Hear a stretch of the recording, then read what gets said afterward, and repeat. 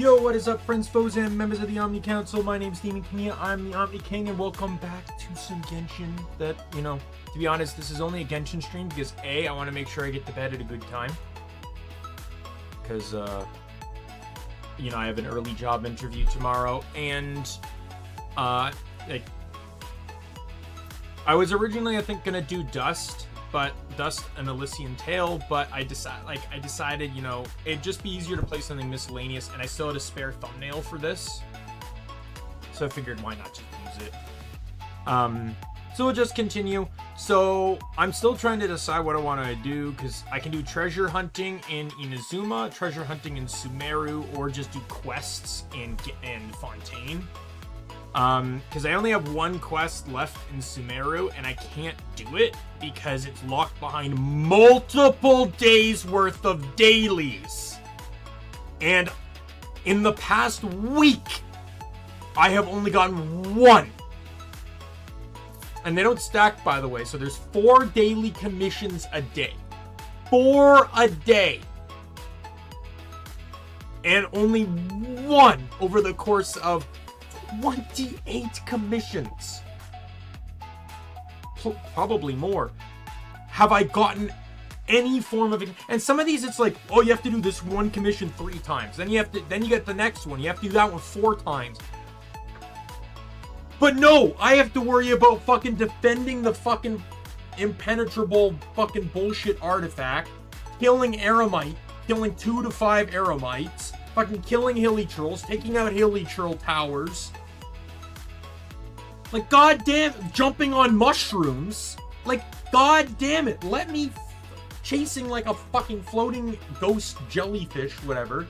Let me progress my goddamn quest, please.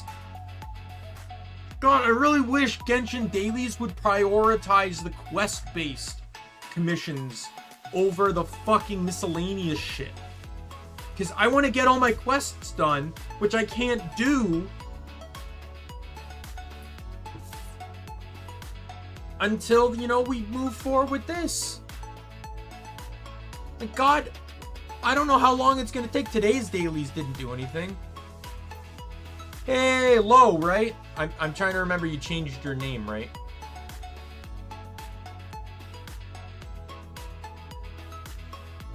I know a lot of my fans changed names.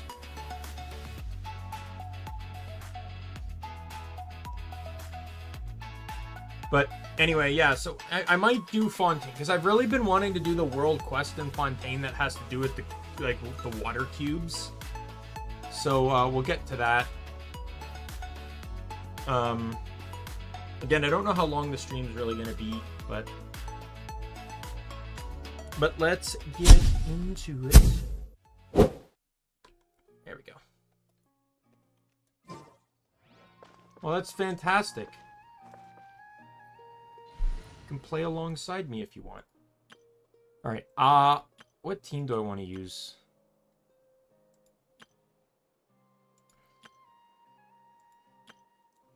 No, I was really enjoying this team. I just got Lynette to 10 friendship today on dailies, so I'm actually kind of happy.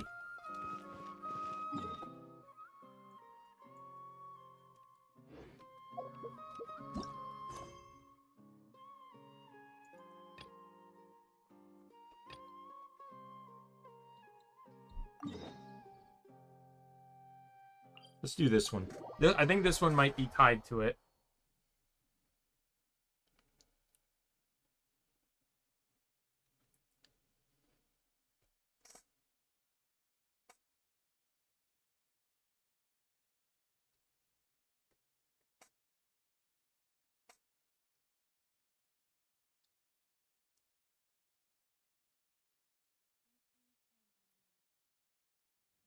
But, like, I'm not necessarily against...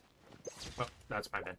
I'm not against them putting quests behind daily commissions. I'm not 100% against it, because it keeps people logging in to get this stuff done.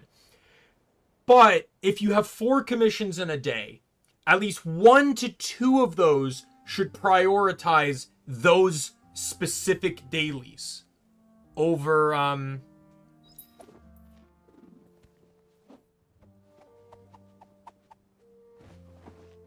I might actually leave feedback. 1 second. I don't know if it's gonna like pop up information I don't want on stream, so let me just put this up for a second. Obviously, like I don't want my email address and stuff leaked. Or like anything else that may be personal. Okay, we're good. Yeah, I'm gonna leave the feedback right now. Feedback.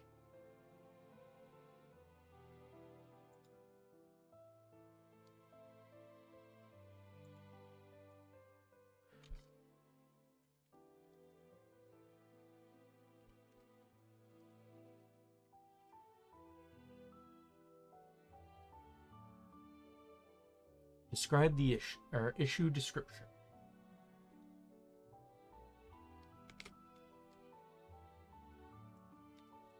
There needs to be more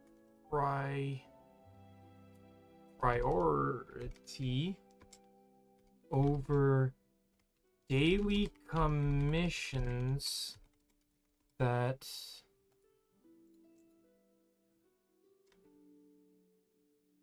have quests locked behind them.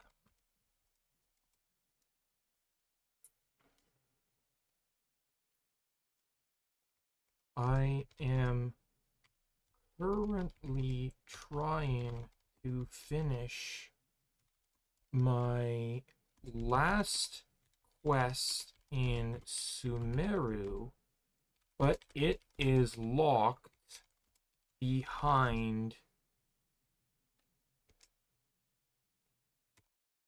multiple days worth of daily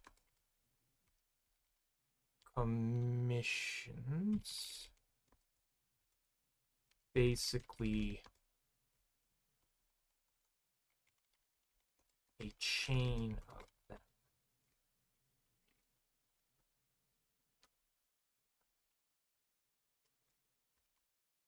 Requiring me to do multiple dailies of this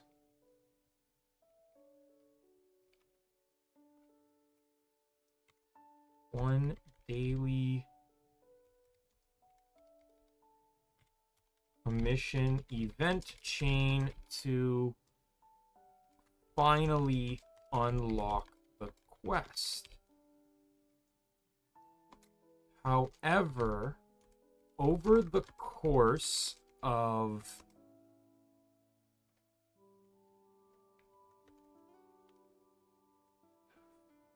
at least a week, I have only gotten one quest, or one of these commissions.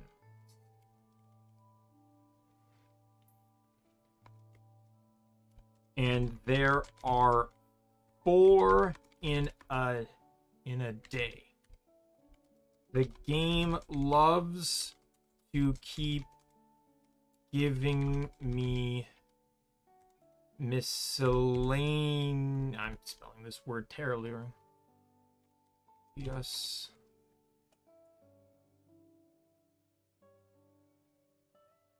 All right, we're googling this. Miscellaneous. Yeah, I spelled that viciously wrong. Good to know. Paste. The game loves to keep giving me miscellaneous quests, like defeating Emerites or bouncing on mushrooms.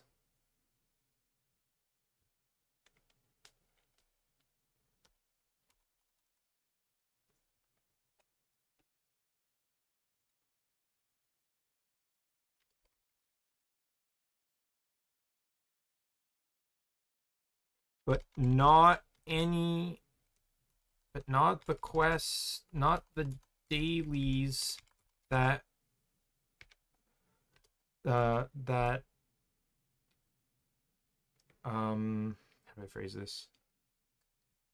Not the dailies that block progression to this quest. This has also happened to me in Inazuma, and that took me weeks to finally finish up. And in brackets, and that is why past event listed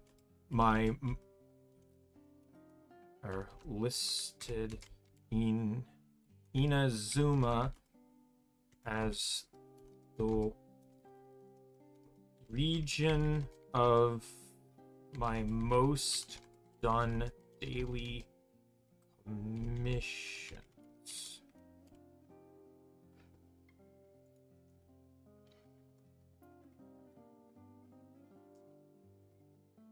There really needs to be a priority put on these missions over the misc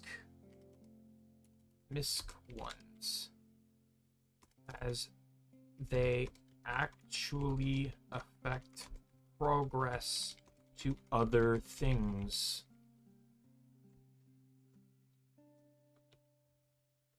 Oops.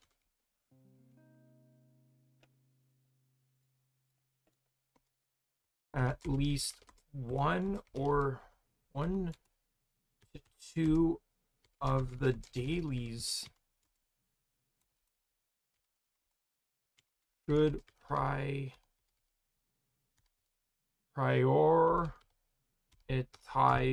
them.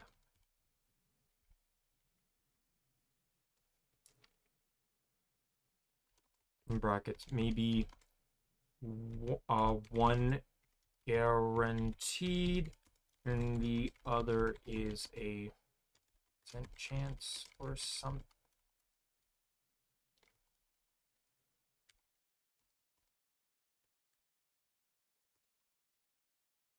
Nope, I hit the character.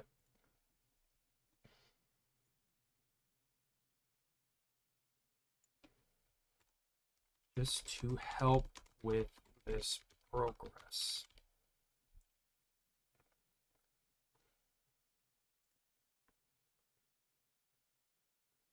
All right.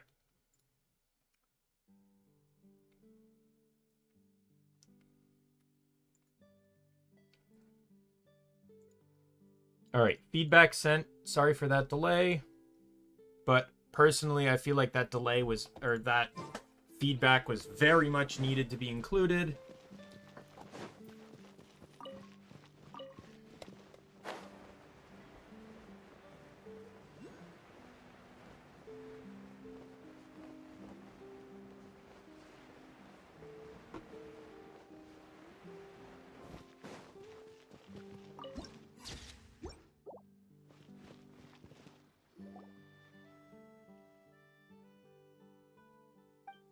Pretty okay.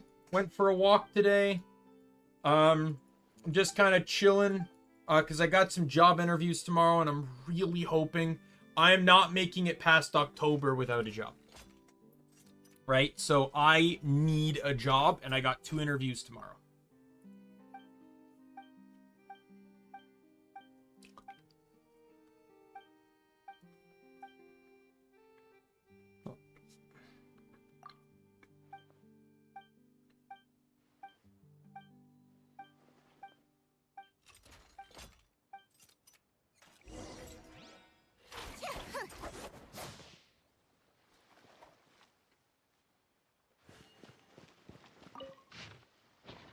What do you mean, how do we get here? What are you talking about?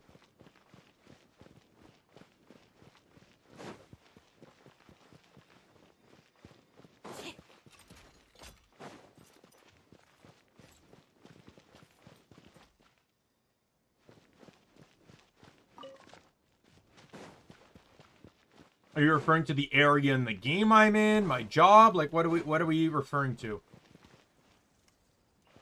Yeah, I quit my job back in July.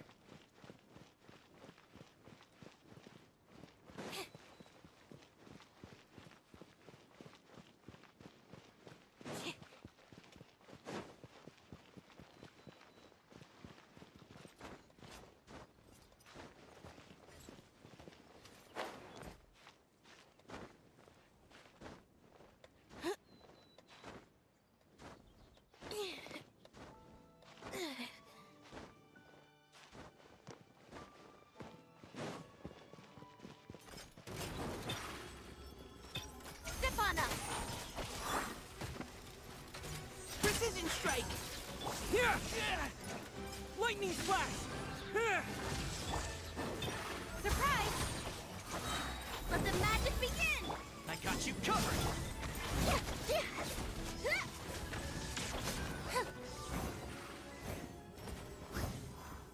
Step on up!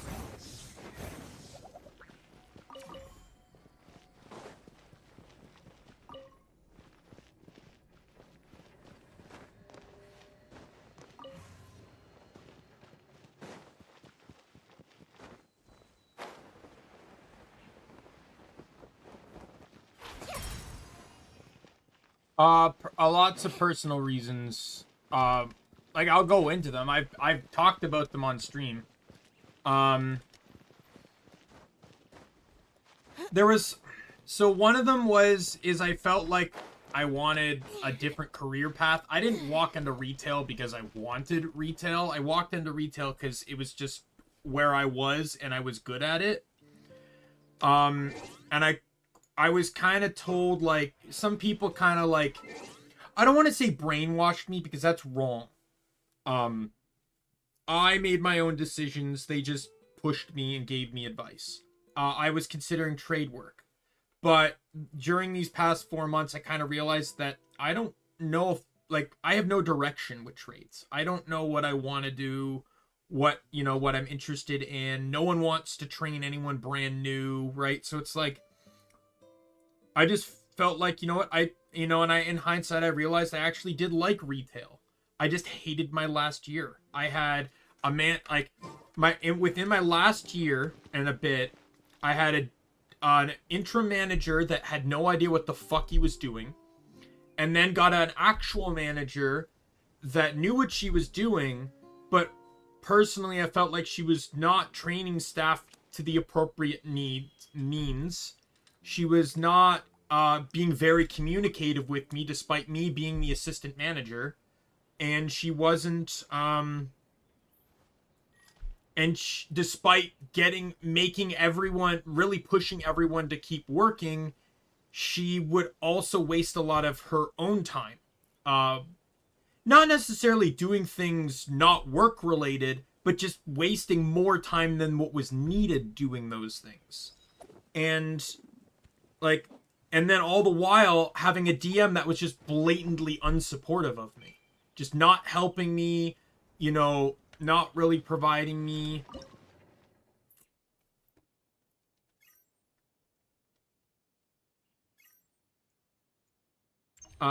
with the means of, like,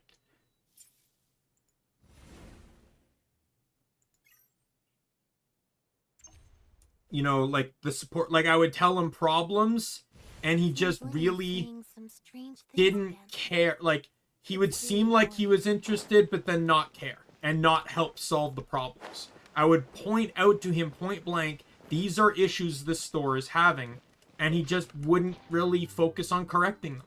And instead get upset at me that I'm not doing my job right. But the thing is, part of the reason I'm not doing my job right is because there's no communication. The manager would just keep doing stuff without me, without informing me of stuff or consulting me. Like, it's her store, but a lot of the time she would do stuff that was incorrect to how the store, incorrect to how the store, operations worked, right? Like, for example, we don't merchandise stuff on the floor, but she would just cut open a box and put it by the entrance. That's not something we do. And the DM would constantly get on her for it, but not enough to actually, you know, like, make a big deal out of it. But all the while, I'm constantly getting into trouble, you know, for stuff like that or other stuff. Like, she'd do that, and then he'd be like, Daimien, why is this? And I'd be like, don't ask me. And he goes, well, you're the assistant manager, right? So it's like, she is the manager to make all these decisions, but somehow I'm at fault because I'm the assistant. Like, there was a lot of issues, and it was affecting my attitude, and yeah, just basically my last year killed a lot of enjoyment I had, and it was really, really affecting me.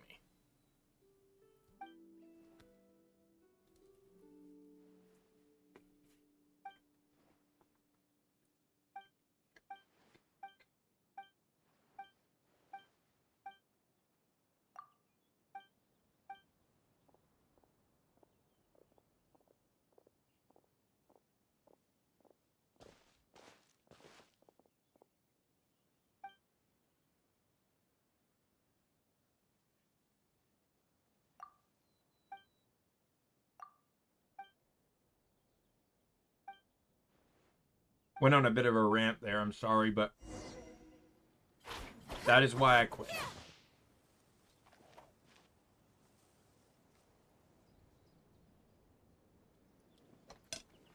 The thing is, this, I don't think the second manager was a bad manager, but she was just doing a lot of stuff, and she wouldn't communicate with me, and I would tell the DM problems, and he didn't really seem all that keen to fix them, even though I felt like they would actually help the store.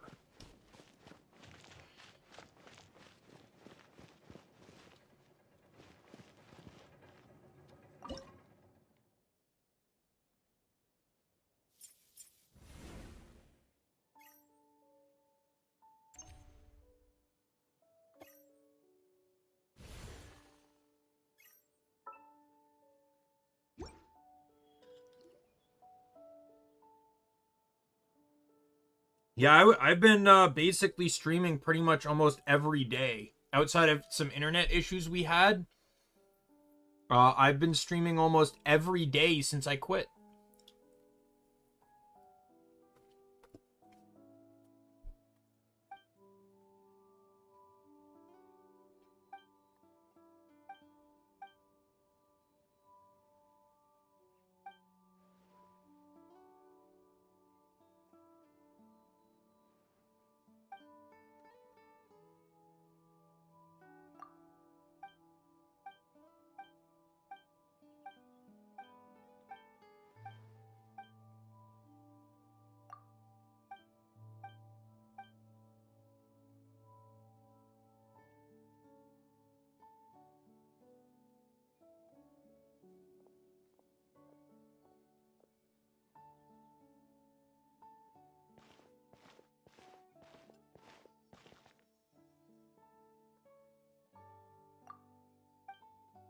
Sounds good.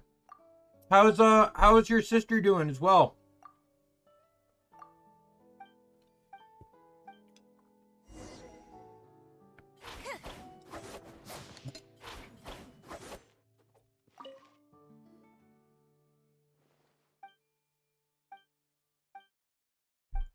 That's good.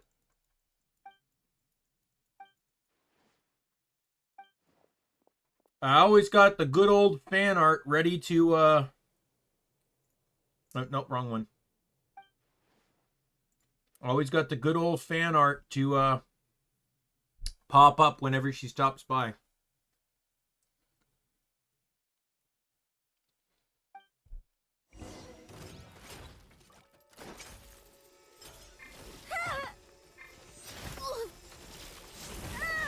Yeah, you should have been paying attention too, because yeah, I still have it. Why wouldn't I? It's my first fan art. Neutralizing threats. Take this. You should check out, I think it was the Pokemon Fire Red playthrough? Or Pokemon Red playthrough. Surprise.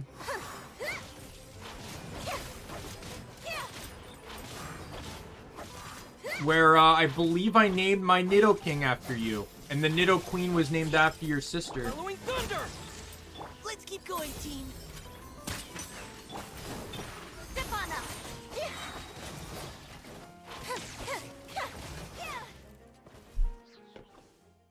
I've been doing this like series in Pokemon where I'm playing through all 12 games up to Gen 7, a series of games, and I can only use Pokemon caught before the first gym.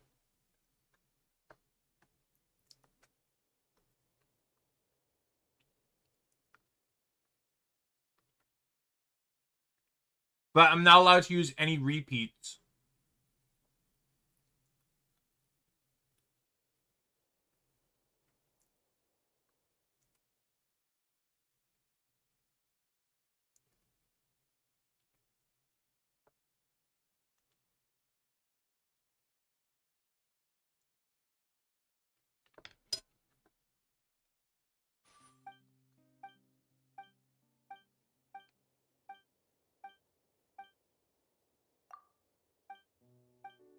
I don't know why your sister gets so embarrassed by that fan art. There's a really good fan art. It's my first fan art. Yeah, every time I pull it up, she gets so embarrassed. Actually, believe it or not, the later gens are easier.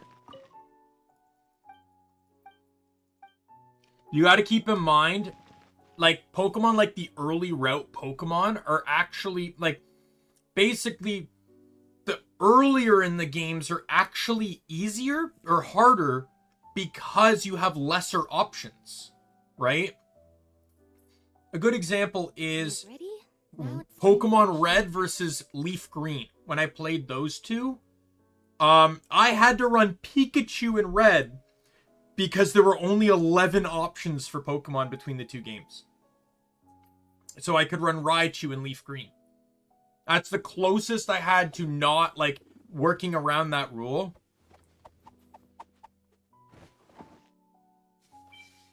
Yeah, but, you know, like, I can't be happy. I still think it's incredible.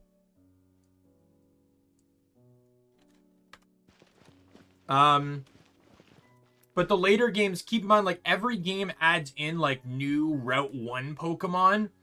And a lot of them, like, don't appear in all games, right?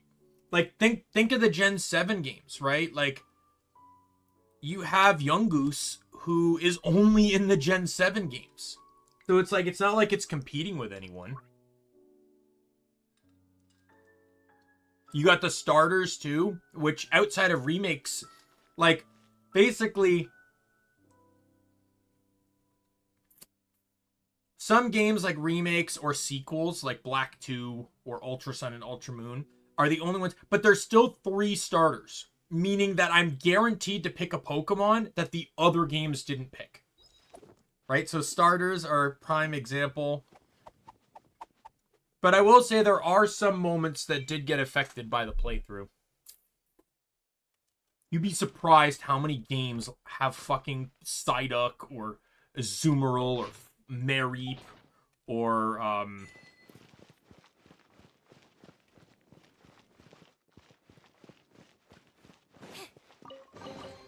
Piece of cake. and stuff like that in them. Like, it's actually fucking insane.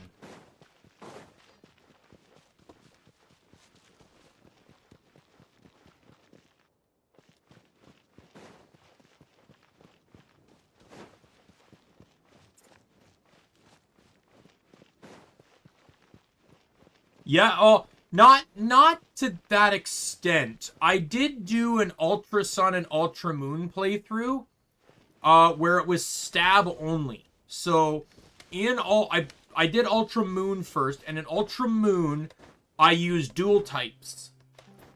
But they could only use moves of their 2 typings. All the while, in Ultra Sun and Ultra Moon, one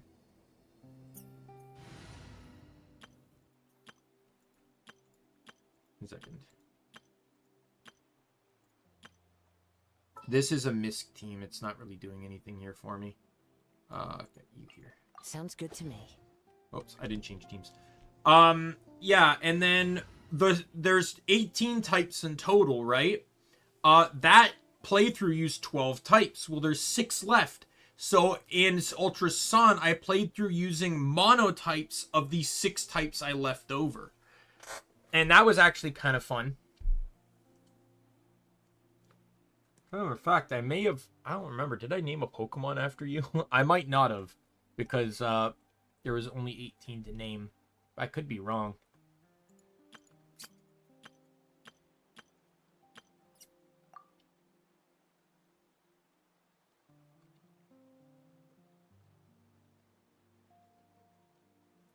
I've done stuff like that in my own time, though. Like, I did an ice-only Pokemon Y playthrough once. I did grass-only Pokemon Black.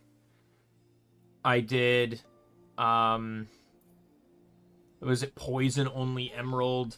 Basically, I was going through all the games with different types, specifically, I think starting from Gen 3, not allowing myself, like, what was it? I actually have all the documents here on my phone here. Are for now, but friends are forever.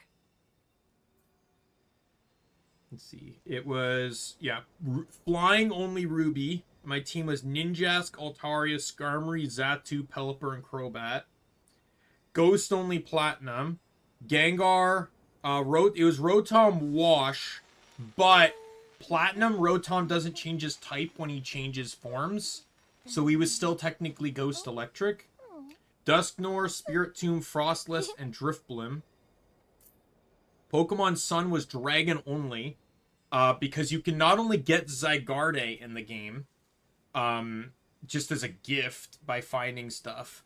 Zweilous is found very early on Dino is found very early on due to Island Scan. You can get Turtonator. You can get Haxorus or Axew through Island Scan on the 3rd island. You can get Goodra through SOS. And then you can actually get Bagon on the 1st island. Right? It's for Salamence. Yeah, it was Black Grass, which was Superior, Levani, Sawsbuck, Ferrothorn, Simisage, and Whimsicott. It was X Ice, and it was Abomasnow. The Gen 6 games had to include a Mega. That was my rule. So Abomasnow was my Mega. I had Rotom, Frost, Aurorus, Avalugg, Mamoswine, and Beartic. Those were the only ones I ended up completing. But White was going to be Electric, Emolga, Zebstrika, Gavlantia, Electros, Stunfisk, and Thundurus. Black 2 is Fire, and it's Emboar, Volcarona, Arcanine, Chandelure, Ninetales from the Hidden Grotto to get, to have the Drought ability, and then Magmortar.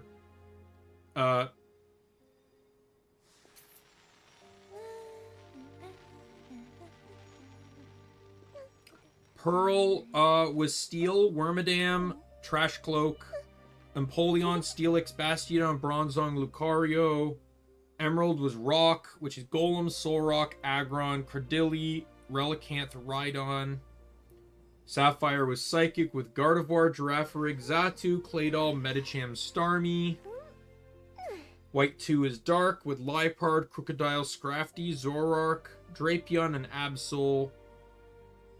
Fire Red was Poison, so I never got to this one, but Nidoking, Venusaur, Tentacruel, Gengar, Weezing, Venomoth.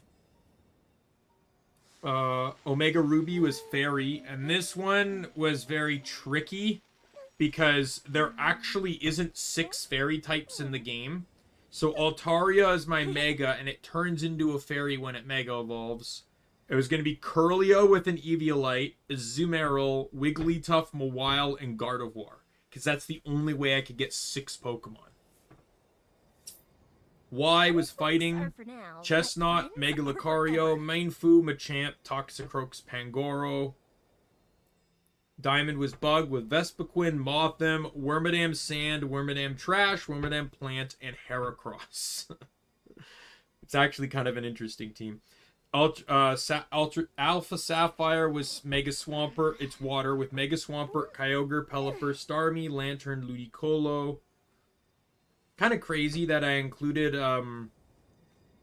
Kyogre on the water team, which when I didn't include Garatina on the platinum team. Have you ever kept goldfish as pets? They're very cute. Sorry, what let's see. Soul Silver was Ground with Steelix, Golem, Quagsire, Mamoswine, Sandslash, and Nidoqueen. Moon was Normal with Wigglytuff, Beartick, Toucanon, Snorlax, Oranguru, and Komala. And then I just had other challenges in here too, like Ultra Sun was going to be a non-totem team. So basically Pokemon that were totem Pokemon, but like not getting the totem Pokemon from Oak. It was going to be Raticate, Togedemaru, Landorus, or not, Lurantis, sorry. Arachnoid, Salazzle, Mimikyu. And then I had some other teams in here. Heart Gold, single stage only team. So Quillfish, Stantler, Girafarig, Tauros, Heracross, and Lapras. Pokemon that just don't evolve. I had Coliseum, Dealer's Choice. And this was just because the options are so bad in this game anyways. I just gave myself whatever I wanted. Leaf Green was single type weakness rotation team. So all the Pokemon are one type, but they have to follow this pattern of being strong against one Pokemon in the team and weak to another. So you got Alakazam, who's good against Weezing, who's good against Tangela, who's good against Marowak, who's good against Magmar, who's good against Pinsir, who is good against Alakazam. And then there's just like, I have like various fun teams listed in here. I had an XD no shadow Pokemon team, which was Tyranitar, Electabuzz, Flygon, Crobat, Masquerain, Vaporeon, either Vaporeon or Espeon.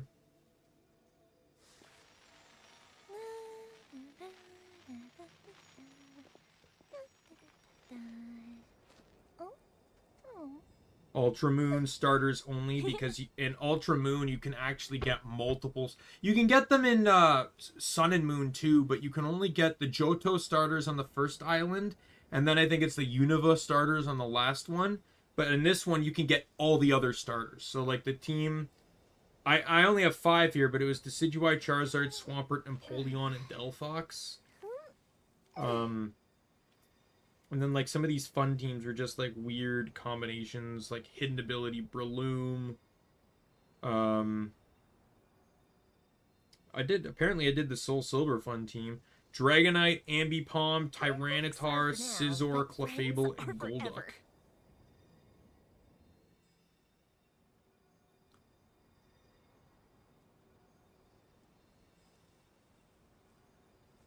But yeah.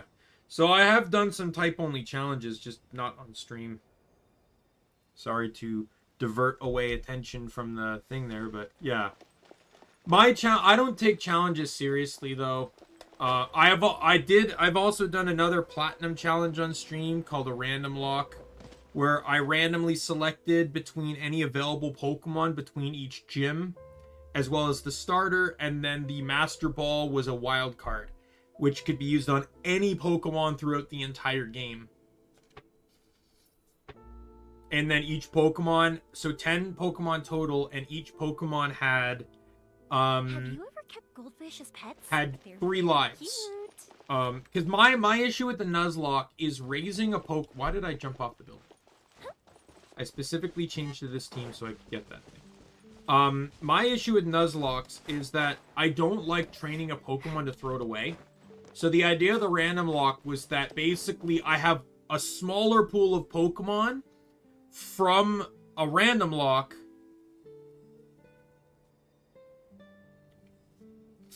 I don't know much about the next characters. Like, at least I don't know anything about the new one per se.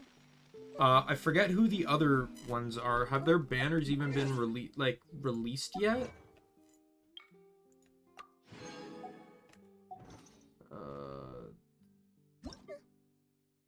Yeah, and I ended up losing 3 Pokemon, but it allowed a Pokemon to die and still be able to be used while giving me a small backlog, like, 10 Pokemon, 4 of them were good. Like, I know she's the next character, and I'm curious how she plays, because who are the next banner characters? Genshin 5.1. All right, let's see. What are the banners? Yeah, obviously we know about the new girl.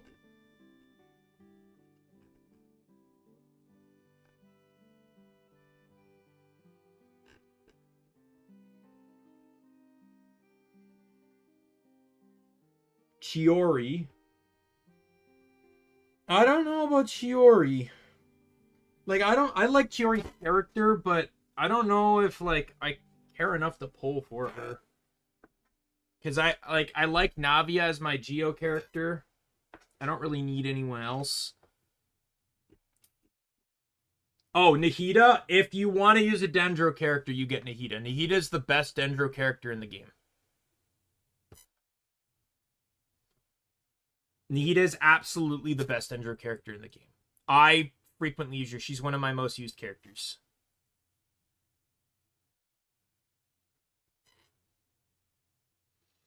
And Hu Tao, Hu Tao's another one. I really like her personality. Come to love many of the characters that Brianna voices through the course of multiple games. I also really like her eyes, but the problem is I have Arlecchino. And Arlecchino in some ways is kind of a better Hu Tao. So we're going to see on that one. I may or may not pull for Hu Tao. We'll see.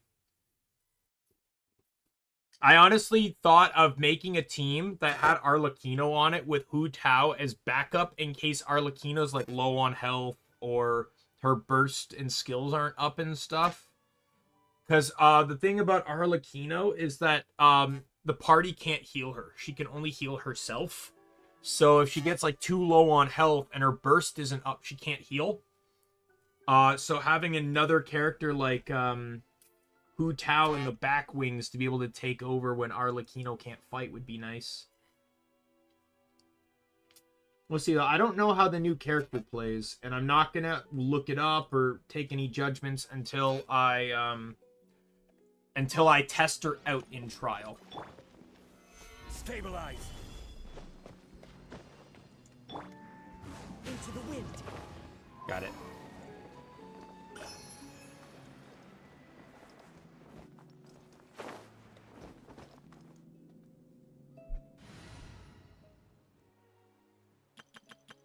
Right, I basically had this. So my two of my most used characters are Nahida and Shinobu, because they've been on this team since actually Shinobu's been on this team since before I ever got Nahida. She was on this team when Seiyu was my DPS. What was I running then? It was Seiyu, Barbara, Shinobu, and I think Xinglin. I think that was the team. And then I got Nahida, and she didn't pair well with Seiyu, but I really liked her, so I kept using her and booted Seiyu, and then this is kind of like my second most used team right now, because Navia is just a fucking beast. And then I just got this guy. He's kind of cool. And it gives me an excuse to actually put Dia on a team, because I really like using Dia. I recently liked Tainari ever since the game started giving bows that work really well for him. Right, this is the team I'm using now. This is a team I kind of stumbled across when I was using Mika and Lynette on my dailies team. Alright, and then I haven't really been using the Risley team much, to be honest. He was good for a while, but this is like an overload team, but it's eh. Same with this. This is kind of like a vaporized team, but or a melt team, but it's meh. And this is a supercharged physical team, because Fremine can do pretty decent physical damage. I want to use these two. I just haven't found a good team for them. Misk team of just people. Like, these two are different, but like these two I also want to use. These two I want to use. This was an exploration team, because she can walk on water. She can climb walls. She can climb walls. He can fly.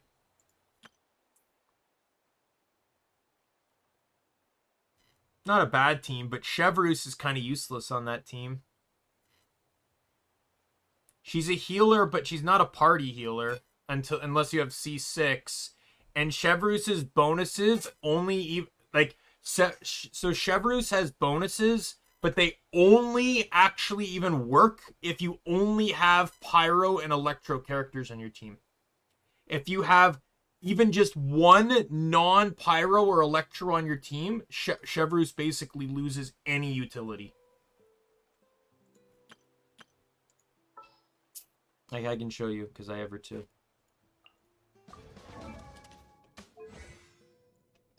When all party members are Pyro and Electro characters, and there is at least one Pyro and Electro in the party, she gains these.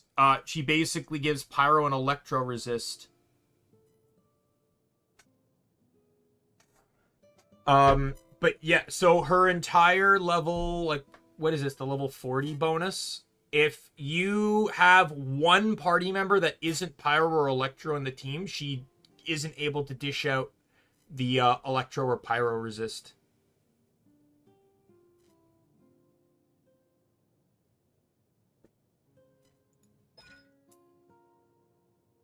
And then there's this here too. I don't have this one yet, but after Chevreus uses Overcharged Ball, or fires an Overcharged Ball using Short Range Rapid Introduction Fire, which is her skill, nearby Pyro and Electro characters in the party gain plus 1% attack for every 1000 HP.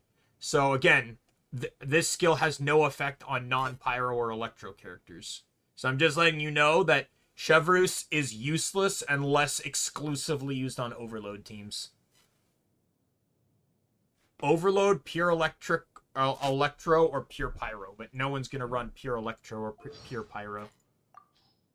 And Chevreus is a healer, but she doesn't heal basically anything at all until you get C6. Until then, she only heals her, like, pretty much herself. Or the active character anyways, or something like that. But, like, you need C6 to even be able to heal the party, which makes her really kind of hard to use.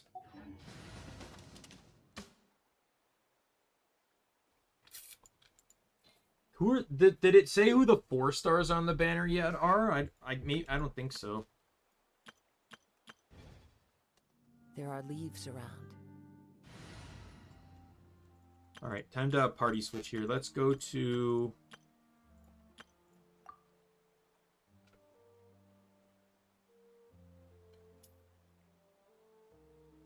Yeah. I'll just let you know this about Geo in terms of thinking about Chiori or the new girl. I can't speak too much about the new girl per se, but just understand that Geo's reactions, well, it really just depends on what you want to play, how you want to play, and if you like the character. I'm not going to make you pull for someone that you might not enjoy playing, right? But with Geo, so Geo's effect is Crystallize, which really doesn't do anything. It just pops a shield. So it's Geo. This is one of the reasons why Geo is generally considered the worst element in the game, is because in a meta where people want to hit the next highest number, running characters that don't hit high numbers isn't really that viable, right? The only exclusion to that is Navia, because Navia's entire mechanic is that when she picks up a crystallized, like, so when Crystallize is triggered, it spawns that little shrapnel shard. If she picks that up, it gives her this stack, which goes up to 6, which boosts the damage of her skill. This is why Navia is so fucking powerful. She also gains an attack increase if she has, for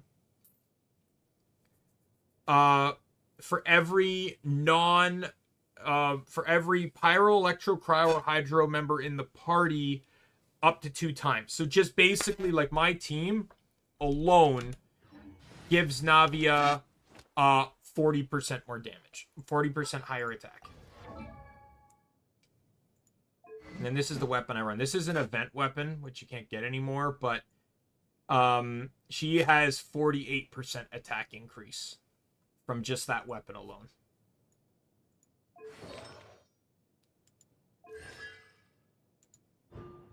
When did I get C1 Navia?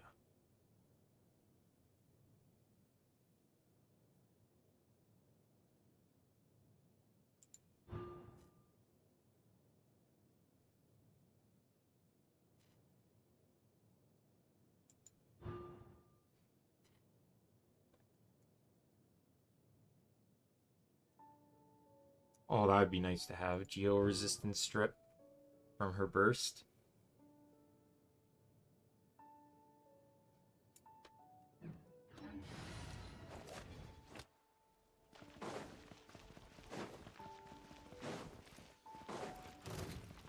Out of the frying pan, it's...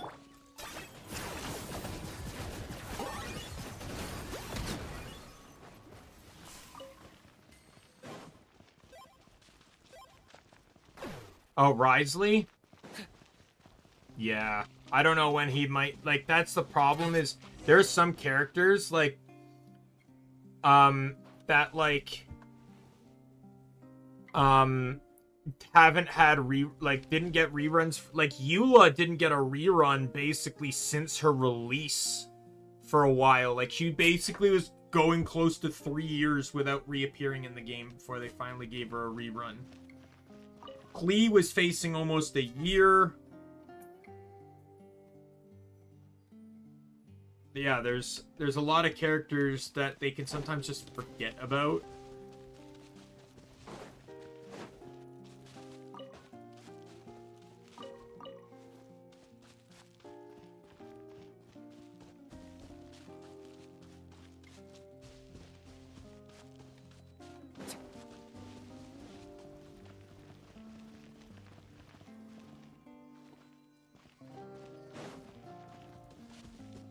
What am I looking for?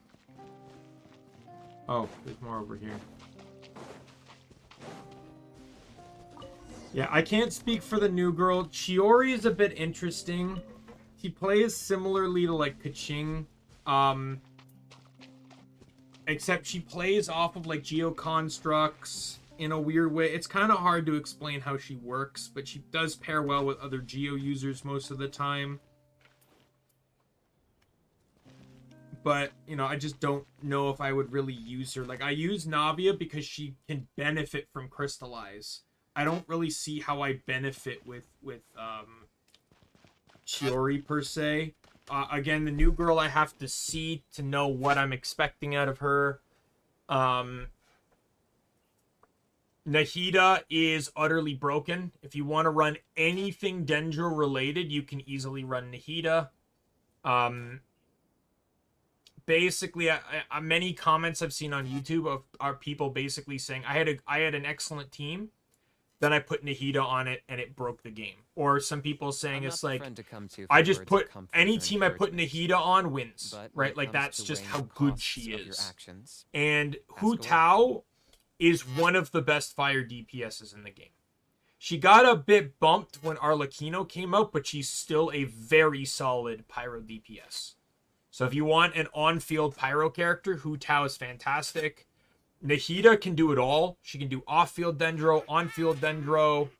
Her burst is really good too, for any type of Dendro-related build, because her burst basically makes it so the active player character gets like, what is it? Like, I'll look it up here.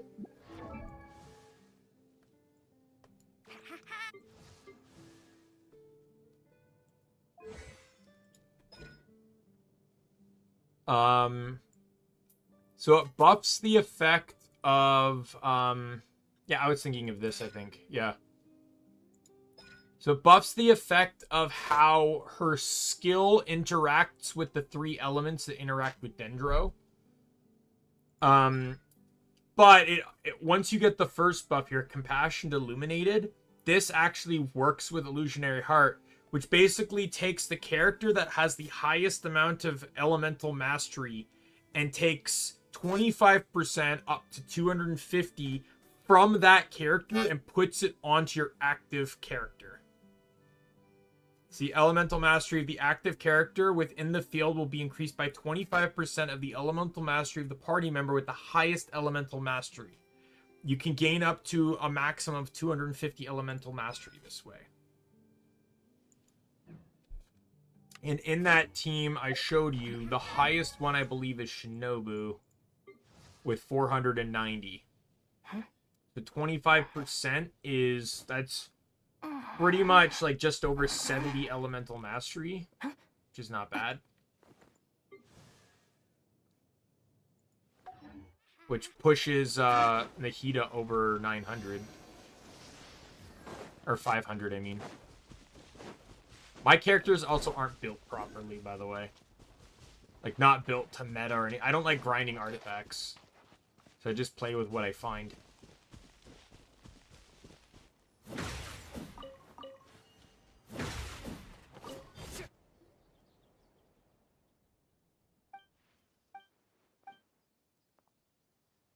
Yeah. Oh, that should be another thing I should warn you about, too, when it comes to Chiori. I don't know. I'd have to look her up. Let me look her up for a sec. Chiori.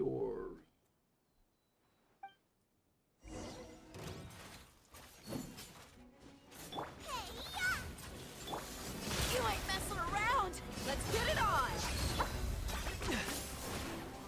Oh, come on. Are you bloody fucking kidding me?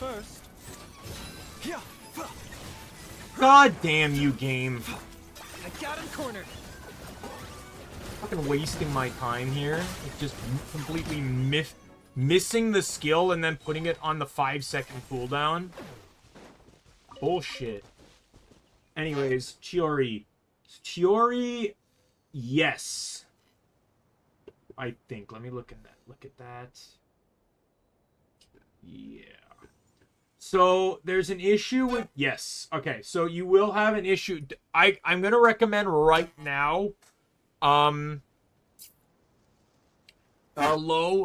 Here's Don't how I pull for allocate my energy Chiori. on a job.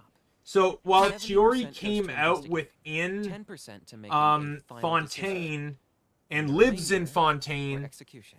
she very much uses Inazuma mats, and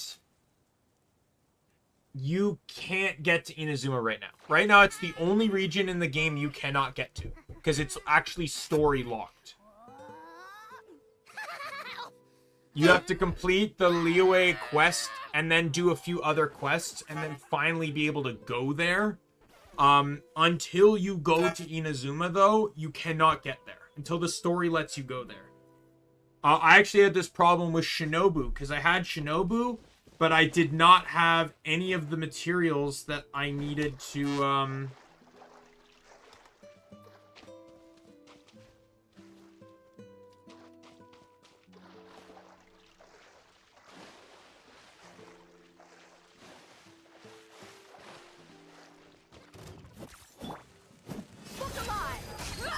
I didn't actually have any of the materials that I could use to level her up, because they're all from Inazuma.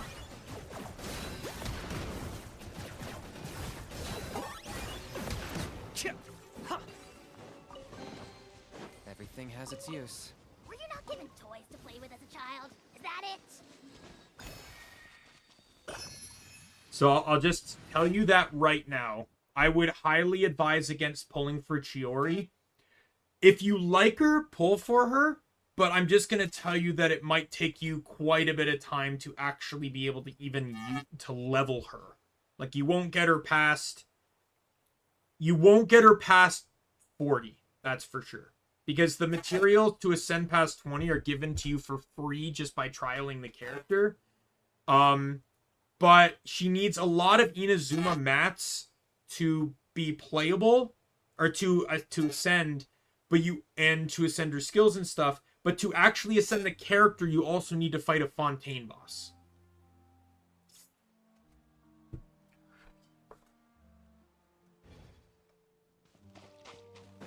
So Chiori might be really hard for you to use. Like, at least the new character, everything's gonna be in Natland. You know, at least for Nahida, everything's gonna be in Sumeru. And for Hu Tao, everything's going to be in Liyue. Yeah, this is one of the reasons why they don't actually put any Inazuma characters on the free banner, on the standard banner, because you actually can't use them.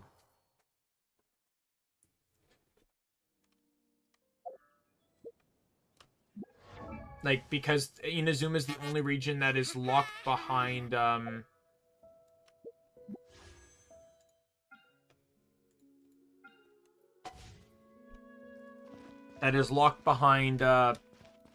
plot.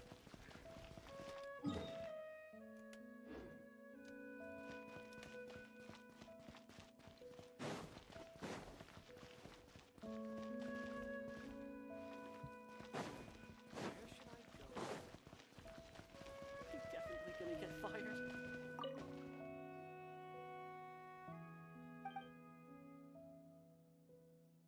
It's a good thing I remembered that. But yeah, I definitely would not pull for Chiori unless you expect to get to Inazuma rather soon.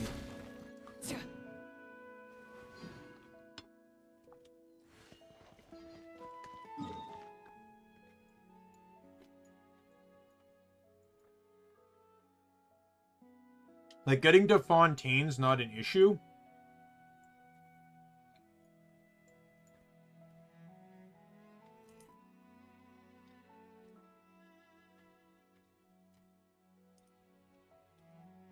It's just Inazuma that's blocked.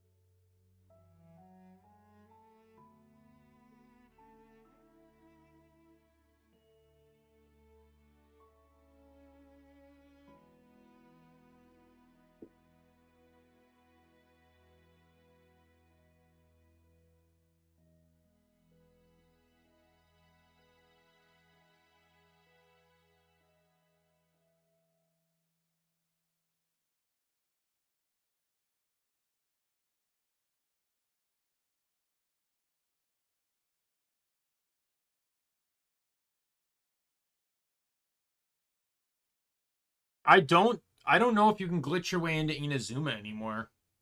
I'm pretty sure they patched that.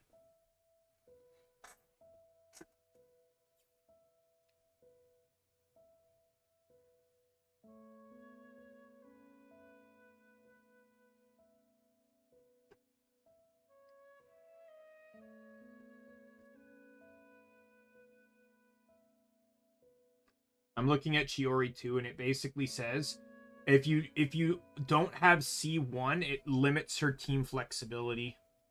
You basically need a second Geoconstruct user even to be able to use her.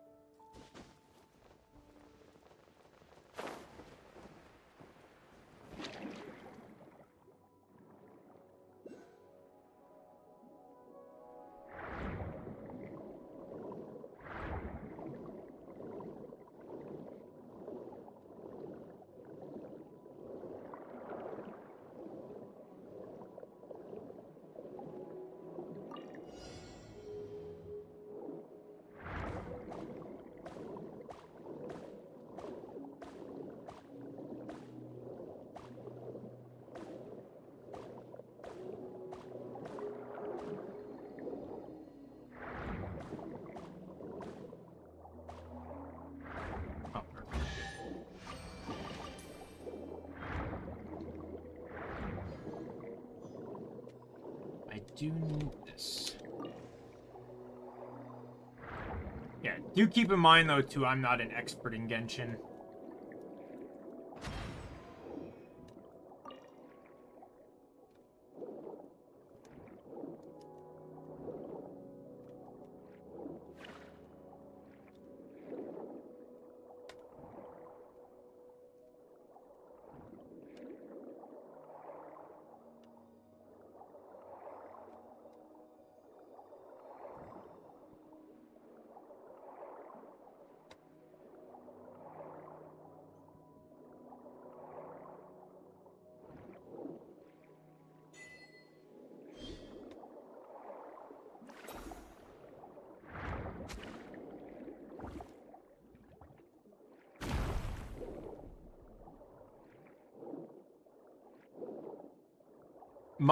What I like to do, like, a lot of people play Genshin for numbers.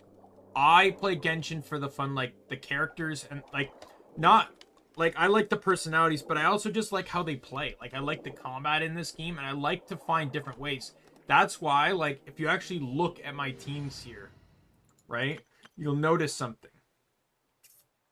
right?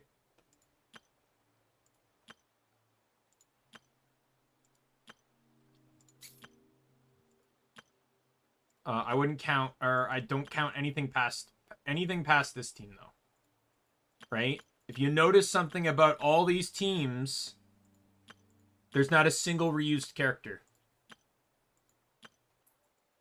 I emphasize trying, like, you can see it in my description here. Fun team comps all the way. I try to devise as many fun teams as I can without overusing characters.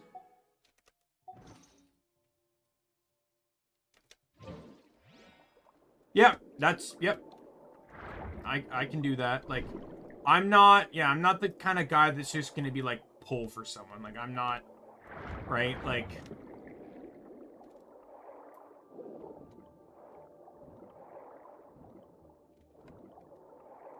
I will, and even then, like,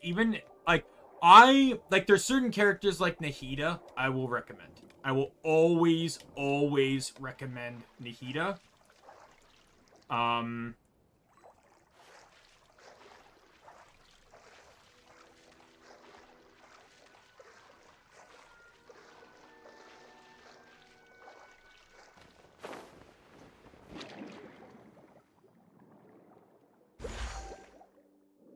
Because, like, characters like Nahida, Raiden Shogun, there's certain characters I will always recommend because I personally feel like they provide a type of elemental application no other character has.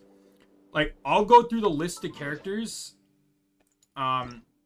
This is all the characters, even the ones I don't have. In terms of application, I would recommend... I generally recommend a lot of catalysts or characters with heavy infusion, right? So, like Arlecchino, I would say, is pretty good. Xinyan is actually a pretty solid healer, and also has a pretty interesting skill. Navia, I would recommend Navia automatically as a Geo user. Though I would generally only recommend her if you're running another Geo user that pulses Geo. Like, I run her with Albedo, but Zhongli works. Technically speaking, Chiori works too. Just because you need someone to generate a lot of crystallize. Farina, absolutely one of the best Hydro characters in the game. Charlotte, she's a healer and can provide constant cryo, which is really good. Risley, absolutely. Just because he's a, cryo, he's a cryo fighter. He's one of the best, I would say one of the best cryo DPSs in the game. Nervalette is straight up one of the best DPSs in the game. He could solo things that would require a team to do. Like, that's no joke. People were soloing Spyro Abyss with Neverlet. That's how strong he is. I actually really like Lynette if you get C6.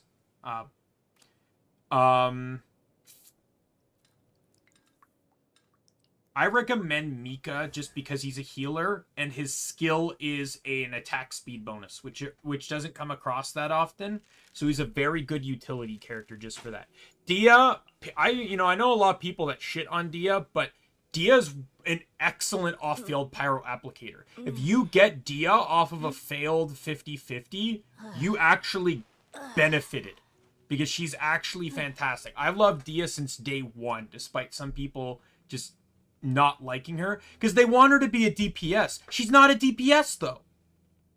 She's technically a tank, but I just use her for, elemental application. Farazan, especially C6 Farazan, is excellent for Animo support. Layla, absolutely just a fantastic Geo support. Because her skill and bursts have such short cooldowns and energy requirements, you're just constantly using them. Nahida, best Dendro in the game. I don't think anyone will argue that. I'd say Hazao is actually pretty solid Animo DPS. Because he just like Risley, he's a catalyst user that fights hand to hand, so he's really cool. Shinobu, one of the top electro applicators for off-field.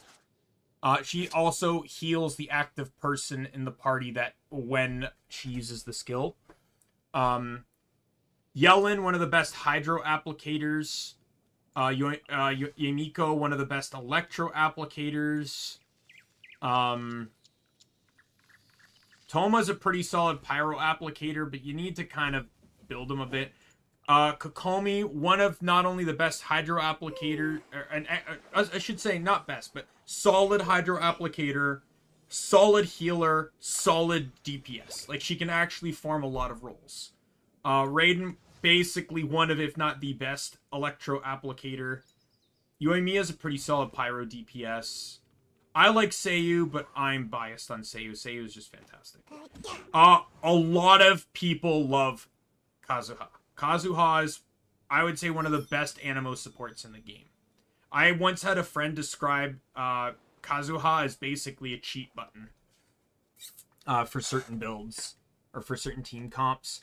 Zhongli basically makes people forget how to dodge. I've had multiple people tell me they forgot how to dodge because he basically just makes you invincible for a time. I like Tartaglia's combat, but I honestly feel like Tartaglia is hard to use unless you get him to C6. One day I hope to have enough money to do that. It would not be easy though, but I would love to have a C6 Tartaglia. His skill has very terrible cooldowns until you get C6. But I would one day love to get C6 Tartaglia just to use him. Because I really like... So this is a guy that he uses bow, but his skill forces him to pull out two basically twin daggers. Which is really cool. Klee's fun to use just because she's Klee. Alright, there's no other reason. She's just Klee, and Klee is fantastic. Jean is a very solid Animo healer. Bennett is arguably one of the best characters in the game. Up to C5 Bennett is a massive boost to pretty much any team. Heals, provides attack bonuses. He's just a huge support character. And if you get C6, it cripples his usage in some teams, but massively buffs any team that has a bow DPS, a catalyst DPS, or especially pyro users. Any pyro user benefits from C6 Benny. Fischl, one of the best electro applicators in the game, as well as Battery. Xingqiu, one of the best hydro applicators in the game. Zhanglin, one of the best pyro applicators in the game. Yeah. So those are the characters I would definitely look out for, is the ones I all labeled here. Not to say any of the others are bad. Like, Al Haytham, I don't own him, but he's an excellent Dendro DPS.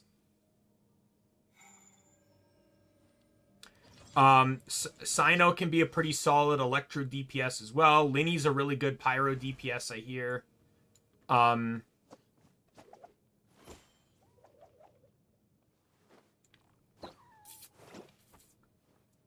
Ito's a really solid Geo DPS.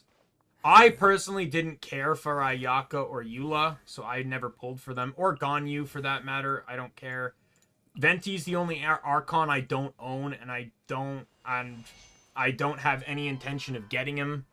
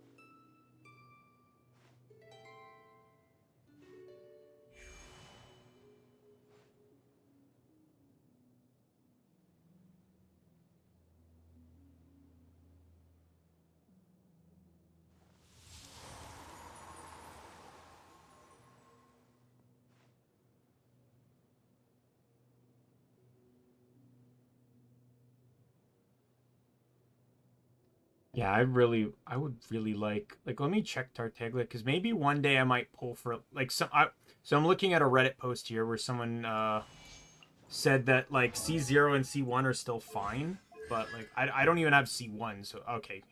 That just reduces his cooldown, which is actually by 20%, which is actually pretty good.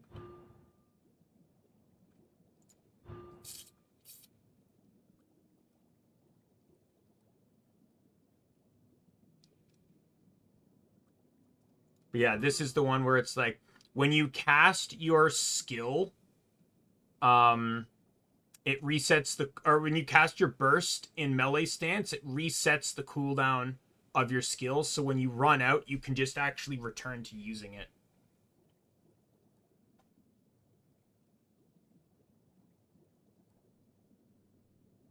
But I might at least pull for C1 Tartaglia whenever his banner comes back.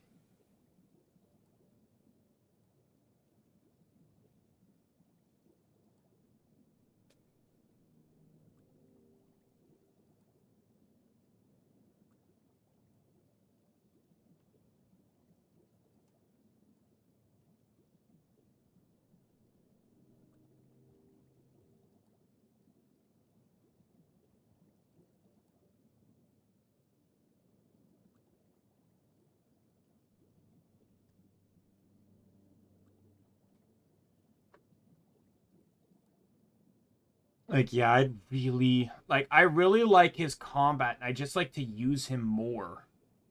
But, and I got a really fun bow on him. So this is not a free-to-play bow, but the bow I have on Tartaglia...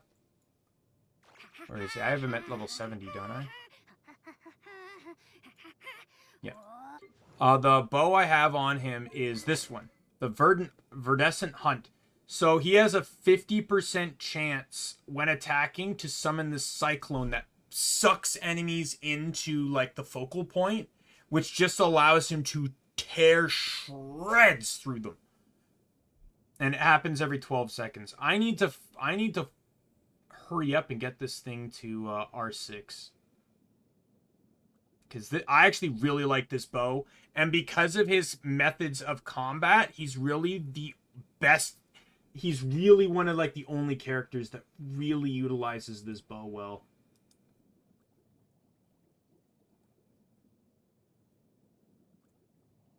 Like, if we look it up on, like, Game 8, it shows so Guan Yu, Linny, Tartaglia, Tainari, Yellen, Yoimiya, and Fischl are all the characters that can use it. But it's highly recommended for someone like... Okay, so it's recommended more for sub DPS, but it's like, if you actually go to Child's page, it's actually recommended as one of his top 3 weapons. His number 1 is obviously his own weapon, because that's how 5 stars work. Number 2 is the Thundering Pulse, which I believe is It's an I think that's Yoimiya's weapon. And then number 3 is the Verdant Hunt. Or the Verdescent Hunt, which is this. It's slightly weaker than the Polar Star, but just like the ability to suck enemies in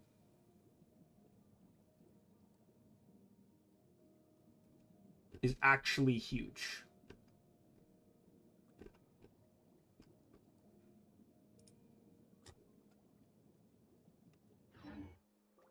But yeah, one of these days, like, that's the only character I think I ever care about C6ing. Like, I don't think beyond that I have any care in the world about getting a C6.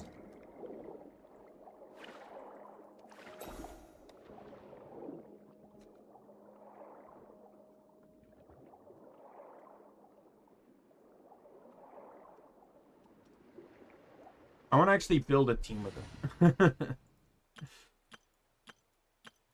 Like, that's kind of why I have Nerve Roulette on the same team as him, just because they're both basically mandatory Hydro characters that...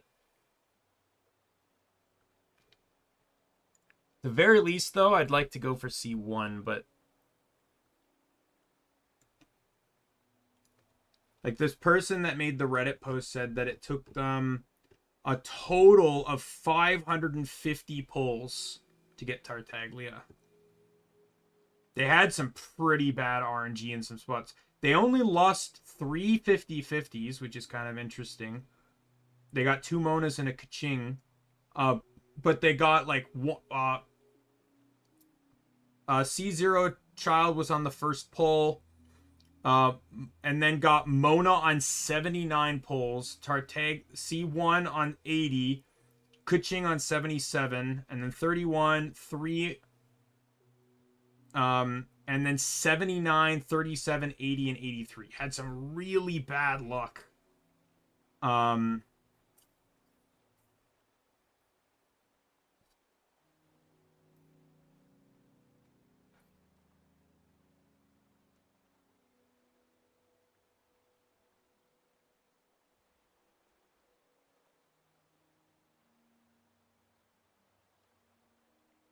But yeah, like, I also like Tartaglia because of his passive.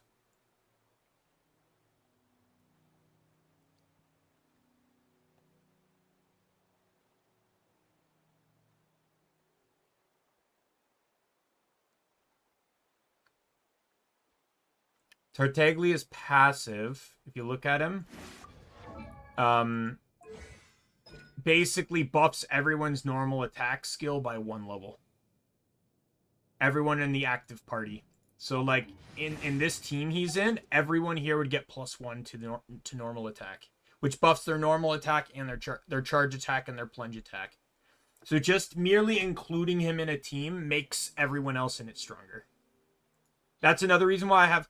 So, this is my thing when it comes to dual stacking elements. Like, when you're trying to build for, you know, these resistances and stuff, is...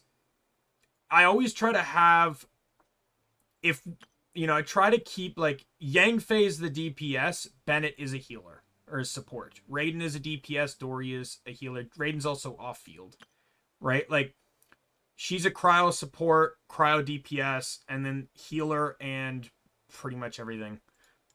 But yeah, I try to keep, you know, healer, DPS, right? Like, healer, DPS, both off-fielders. Sub DPS, DPS, right? Like, I try to ensure that they run different roles. Because they do help get, like, especially if your healer and your primary DPS are the same elements, they generate, the DPS will generate energy for your support more. Because of how energy gain is worked. There is, if you're interested to know, Lo, there's 4 ways characters gain, or 5 ways characters gain energy. One is through universal energy, which only certain characters give, like Sarah gives, Dory can give, Raiden can give. The second is it goes same type on field, same type off field. different type on field, different type off field is how it goes. So a hydro character getting hydro energy is the biggest boost. And then the second biggest is a off-field hydro character getting hydro energy. And then it's a non-hydro character getting hydro energy, and then it's an off-field hydro character getting, or an off-field non-hydro character getting hydro energy. Like, so there's different degrees in how energy is gained.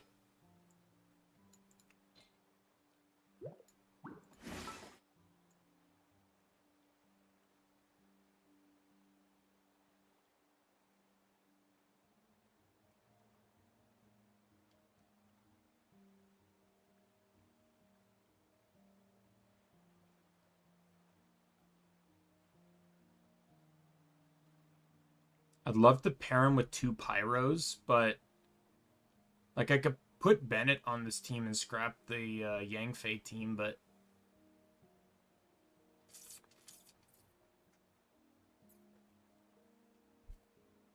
all the other on or off fielders are pretty much not in use.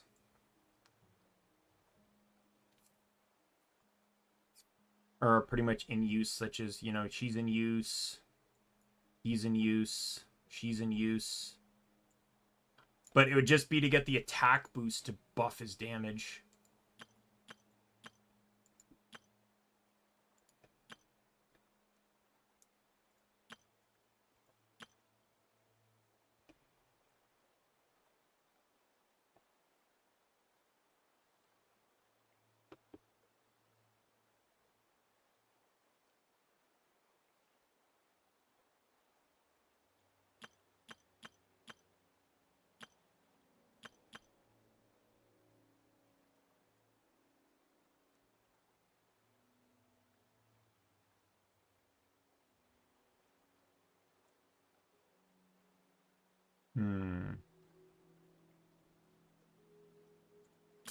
I might have an idea here.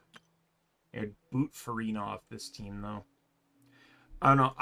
I know she's good for this team, but I kind of want to pull Shenhe. I'm thinking of putting put Tartaglia in this team, and then, you know, they can change off, and then just these two would have to be Hydro Applicator and Cryo Applicator for depending on who's on the field, but I don't know.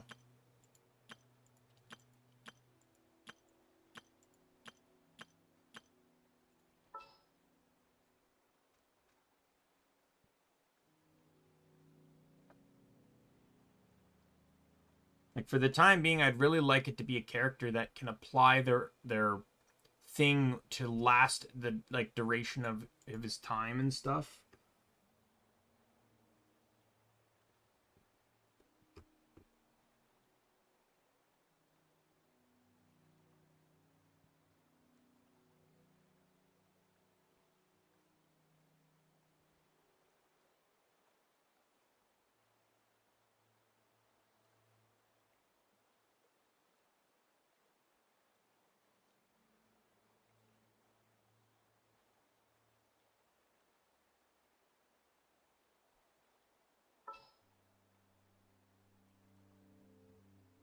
I don't know. I'll look into it later. But I will pull for C1 the next time I get him at the very least.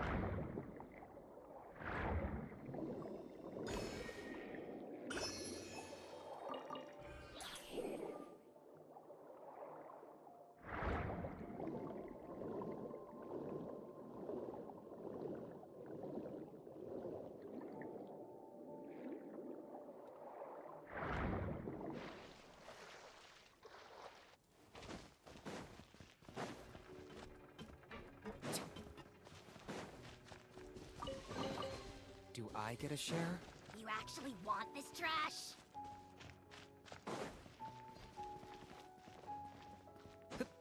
Is this really necessary? Buckle up! Hi!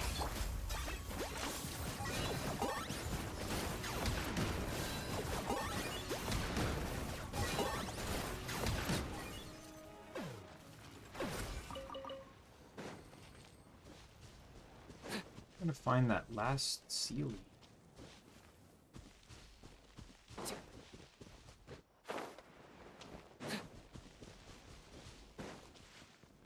Because I don't know if it's actually in the cube or not.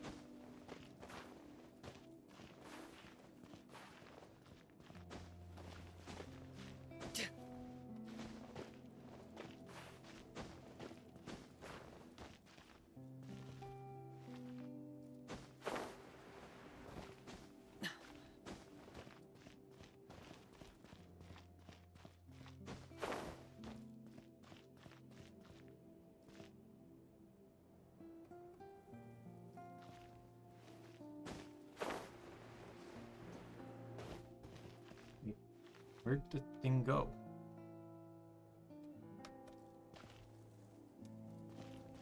Oh, there it is. Oh no, come on.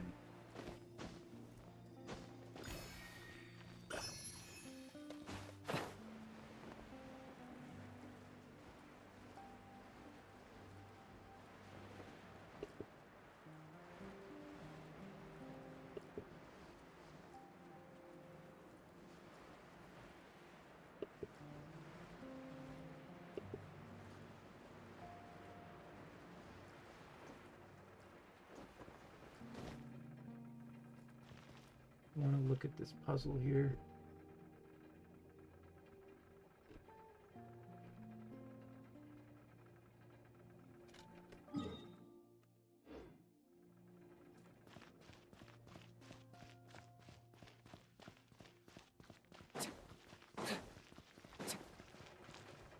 There is one outside.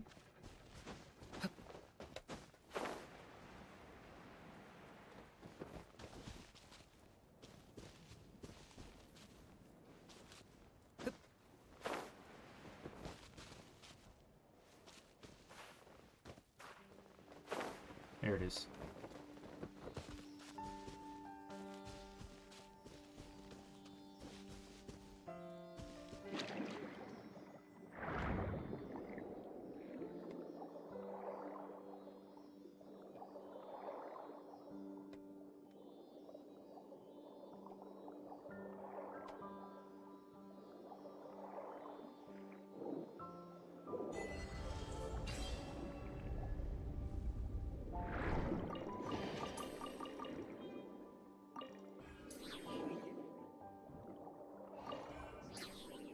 But I was hoping to see if there's like actually like a quest chain in this area.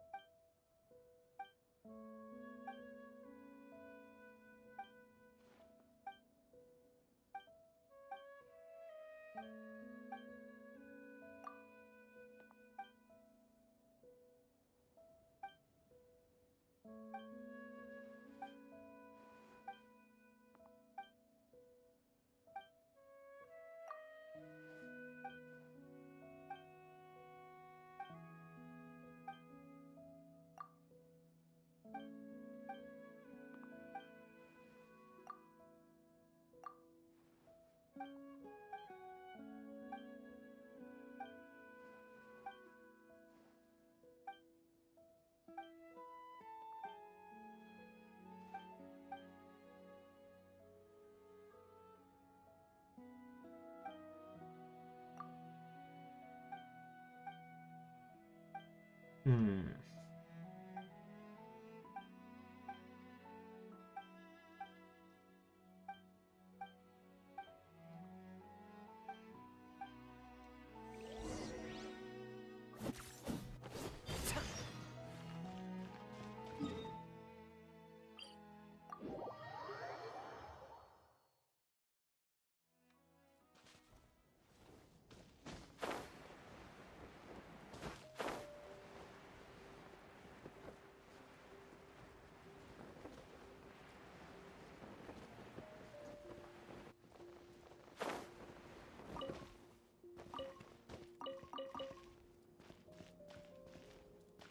Oh, user here. Let's change teams. No, we'll use Tainari.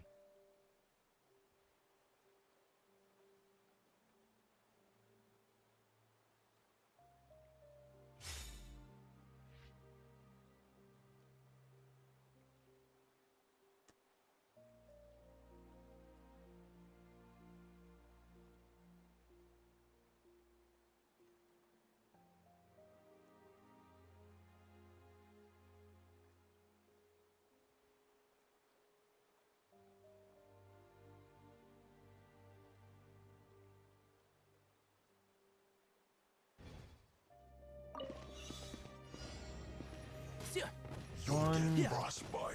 Frozen. Crisp. You're not going anywhere. I think they're below me. Which is fine.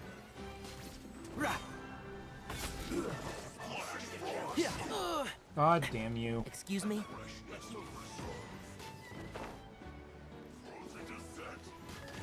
Fuck you! After another. God damn you, you fucking assholes.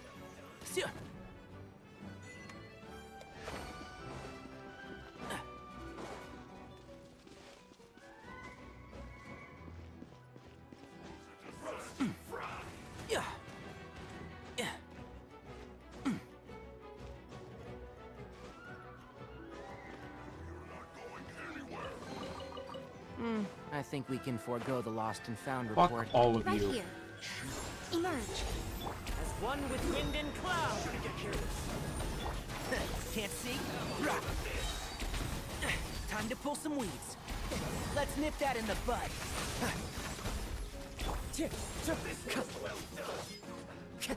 One with nature.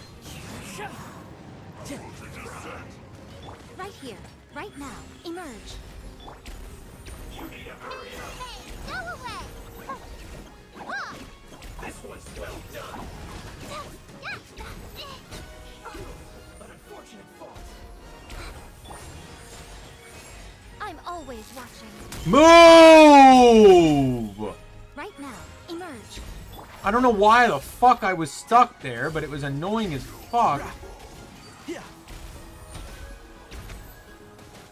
Time to go. Come on out. Right now. Right here.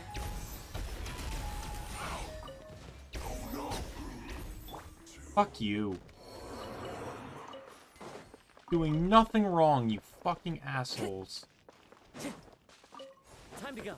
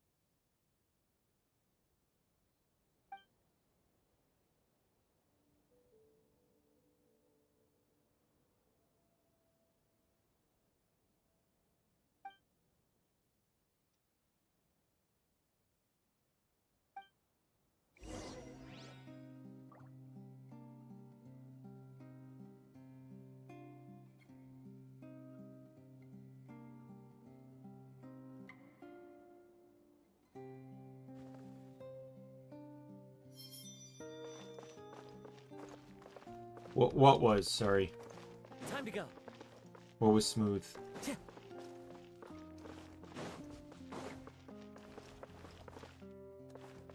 go. I need to find the thing for that. Where is it? There it is.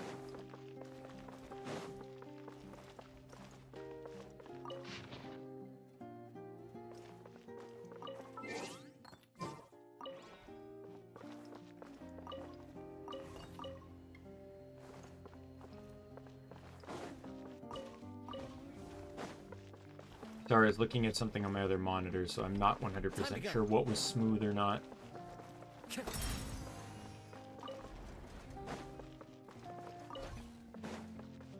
Assume I take this upstairs. No, I guess not.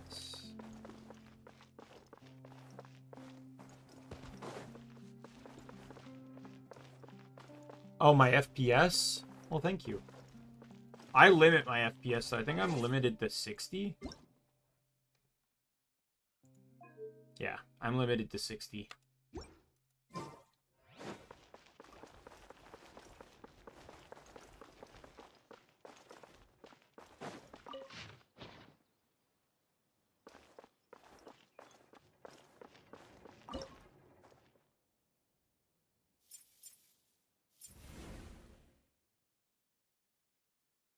There's not another camera I can switch to? There is not. There's not another thing I can... Wherever in this Oh, world I I see. roam, I see. carry I see. I memories see. I of see. my home. The thing I tried to take This upstairs doesn't go It upstairs. is the last link I have to the land of my birth. Oh, no, what? Never mind. It's on the C button.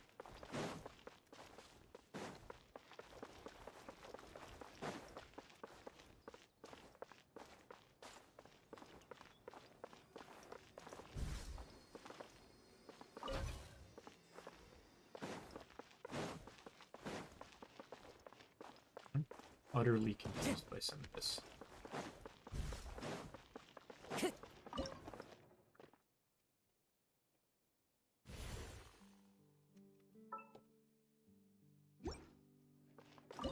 Oh, god damn it.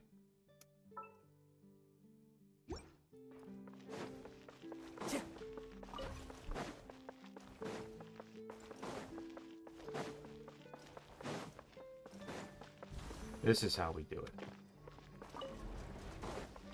Perfect. Got it. Might as well just do like a few puzzles here and there, right, while I'm doing the quest. Save me from coming back here.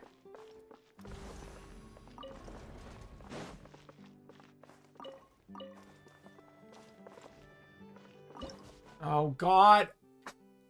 Sometimes I question the priorities that this game has towards certain things.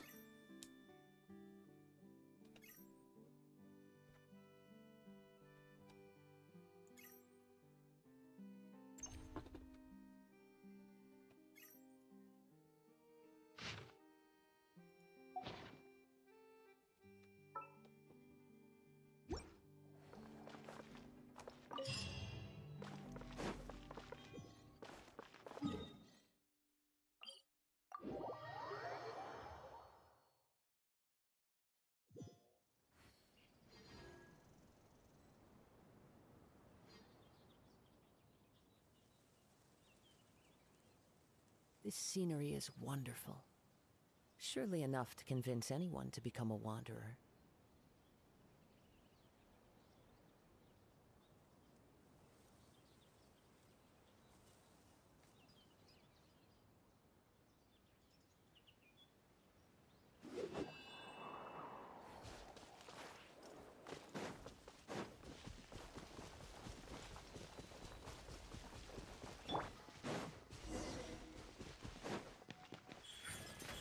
Emerge.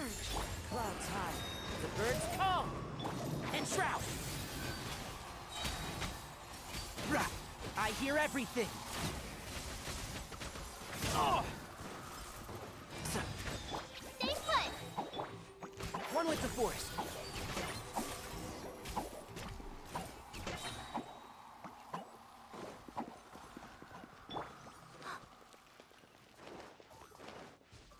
Oh, don't blow up.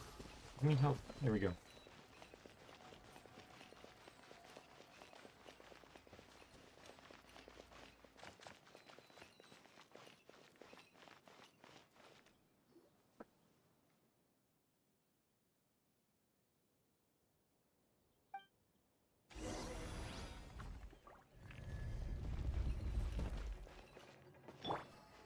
here.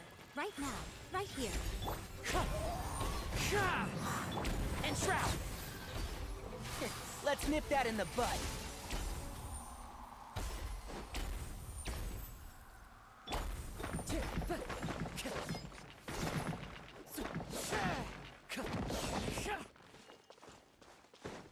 I gotta find that now. God damn it, game! Like, can we prioritize the pickups so that way they get picked up? Time to go.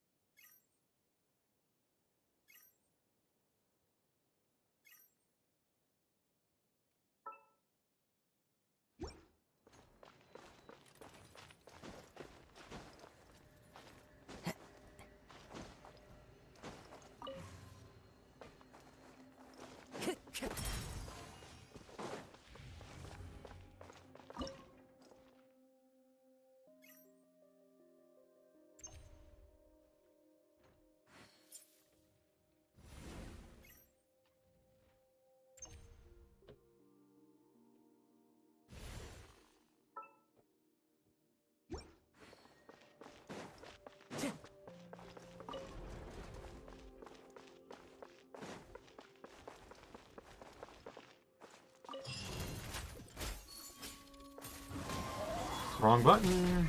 That hurts. Wrong button! Now. Right here. Emerge. As one with wind and cloud. Ready, go! Yes! That hurt real tough. Ta! One with the forest. Yeah.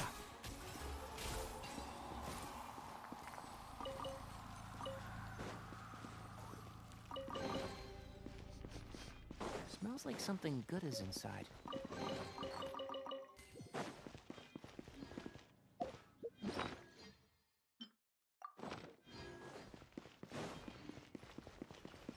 Yes, because this is where I thought I'd find that type of couch design.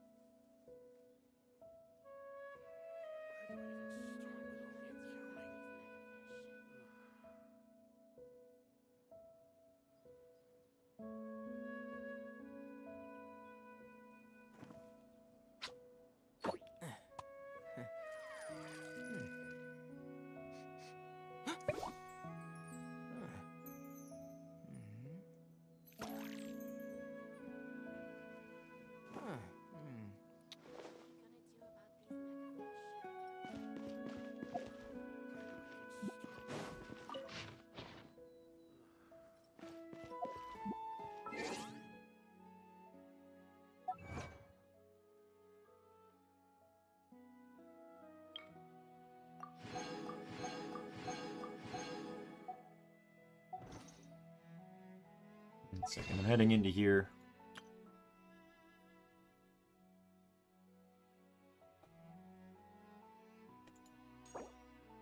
Oh, when did they add the crown in? Oh, I don't need the crown right now. I don't really build characters up that high.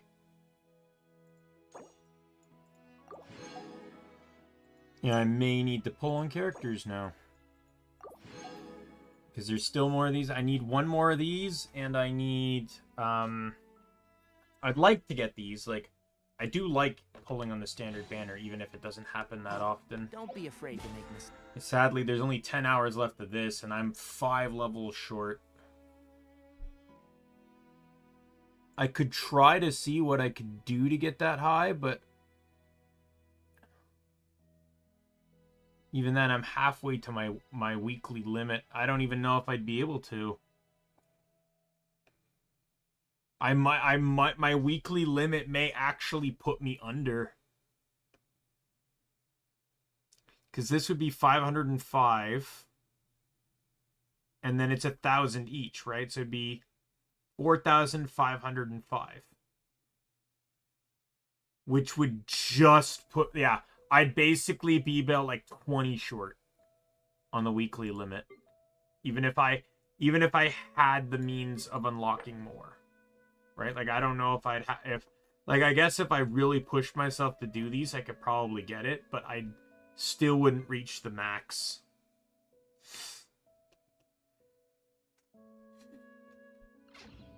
It's all part of the learning process.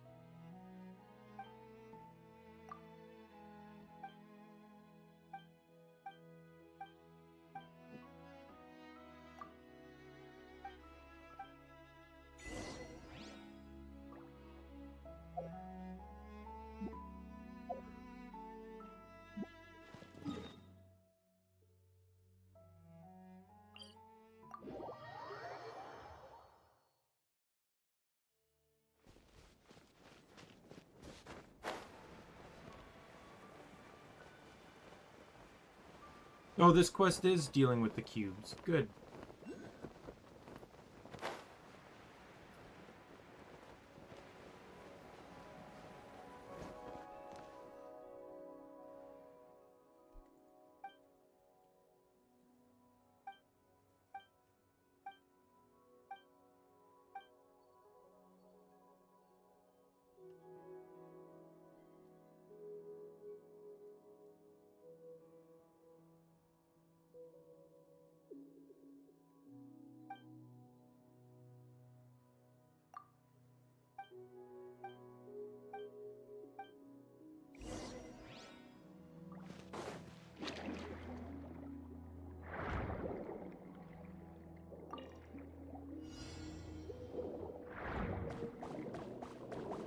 No, you don't. No, you don't. No, you don't.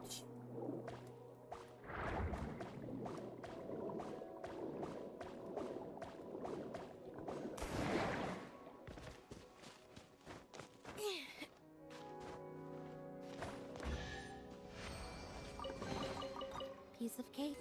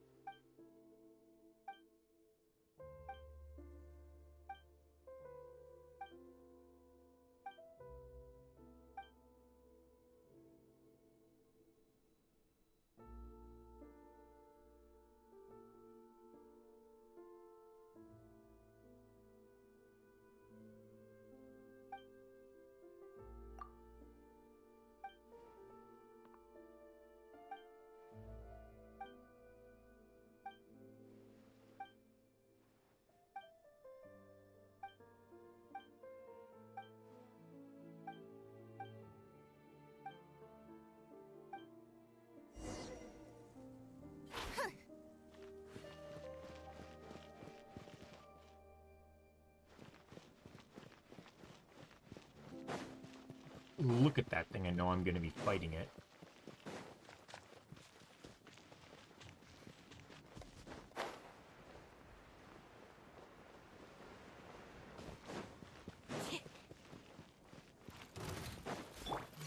Precision strike! Didn't quite toss it. Cue the spotlight. Supporting fire! Don't get too close! Surprise!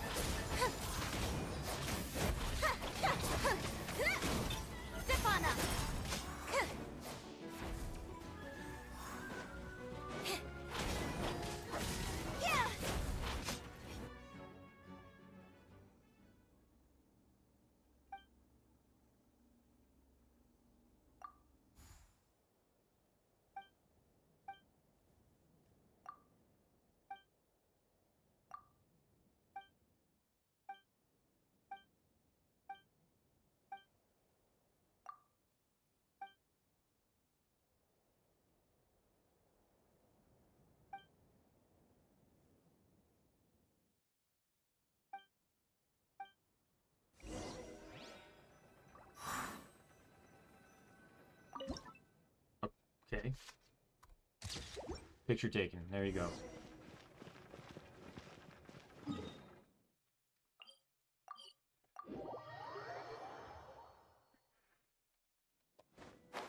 Be interesting to know what's going on with the story, but I really don't care.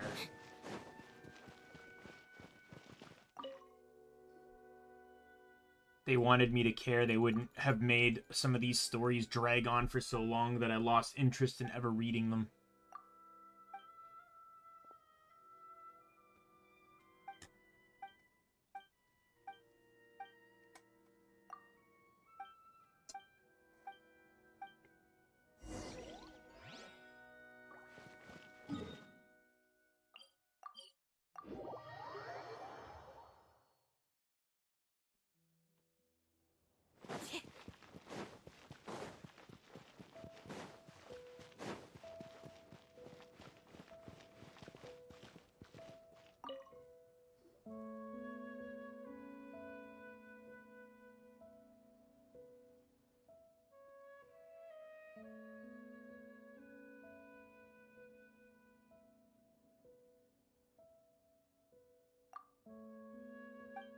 If I had C6 Child, he'd be on a team, that's for sure.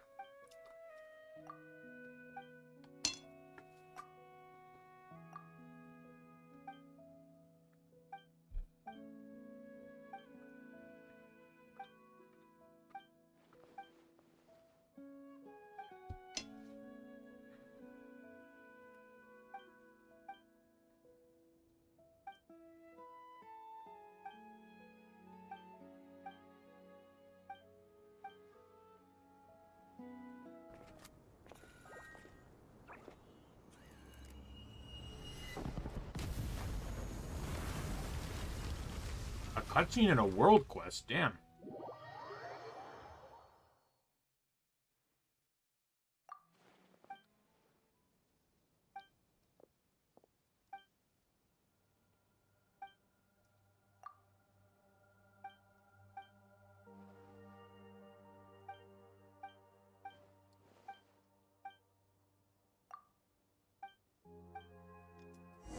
Like, out of all the characters in the game, Child's the only one I think I care about C6ing.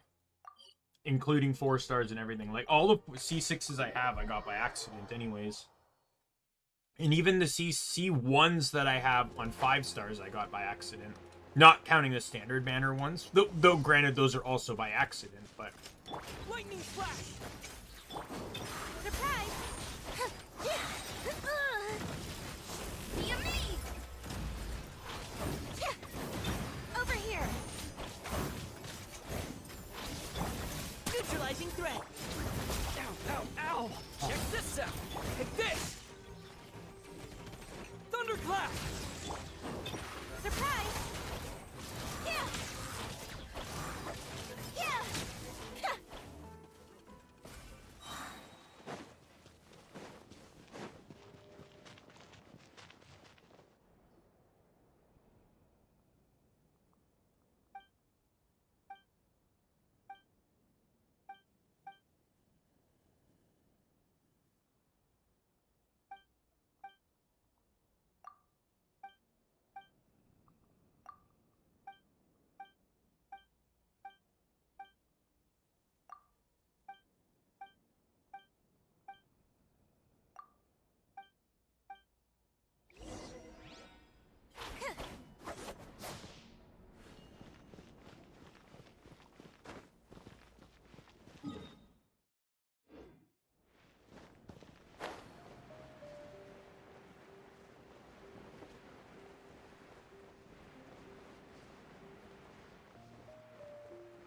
I'm assuming I'm going to each of like, these cubes.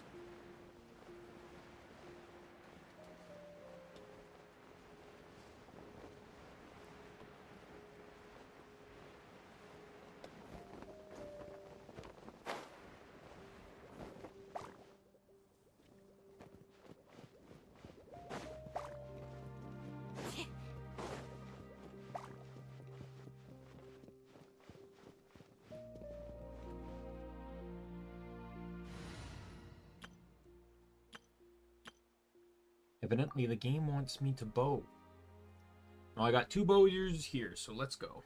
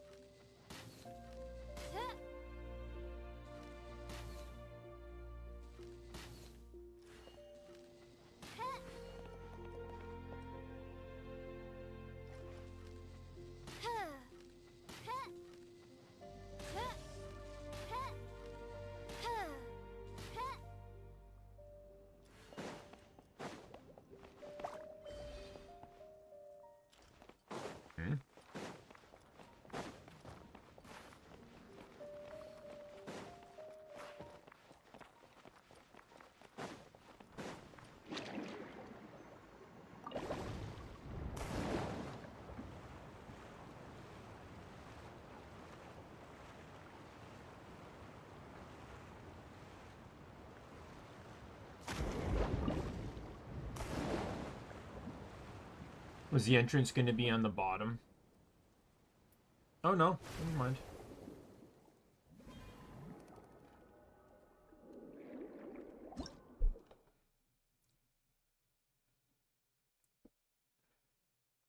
Remain within such a liquid for too long, you will accumulate turbulent energy flow. Okay, so my characters can actually drown here.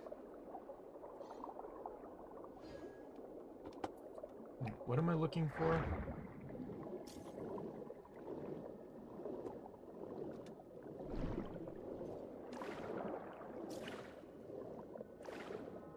That's what I'm looking for.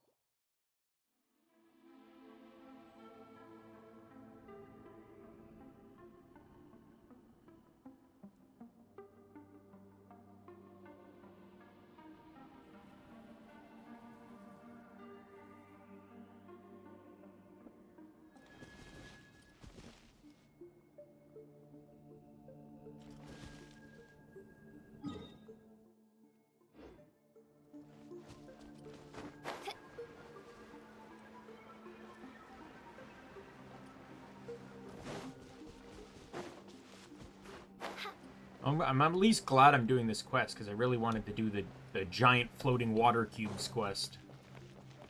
I knew there would be one, and I wanted to do it.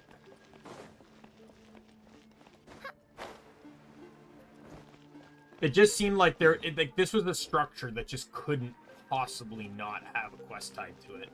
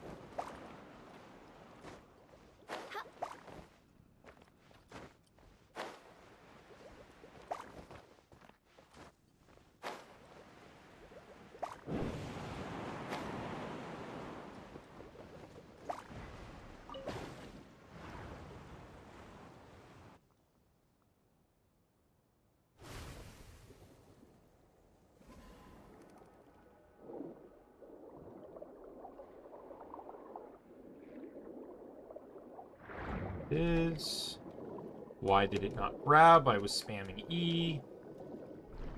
I was spamming E. Thank you.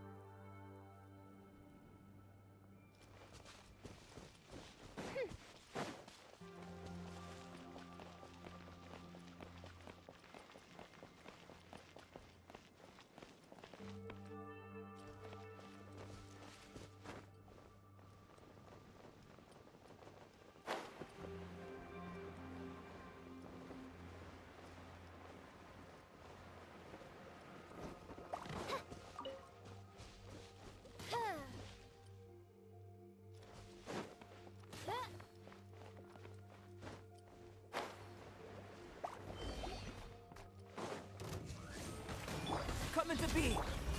Coming at ya. Nah, nah, hiya.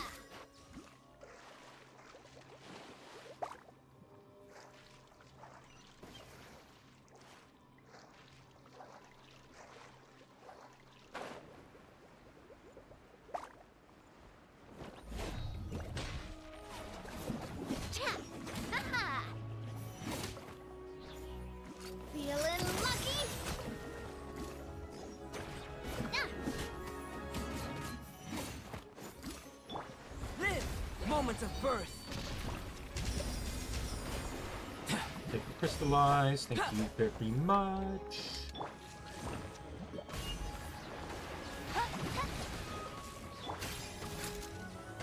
Hey there. Locked and loaded.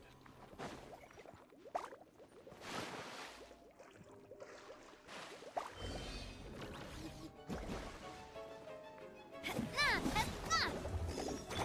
Burst forth. Fire! Well, with rocks. Nah. Watch out. Ha. Ha, watch out. Perfect. Get that.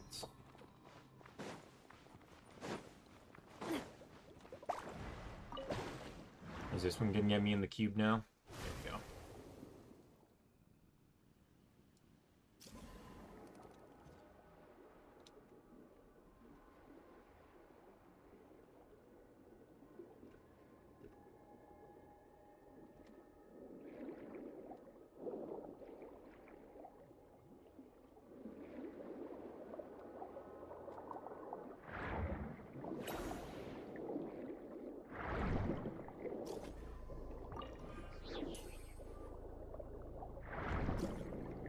Oh, come on! Fuck off! I fucking hate it! Fuck you! I pressed E. I pressed it. Just like the second cube. I pressed E, and the game, for some reason, likes to disappear the fucking icon before it actually registers.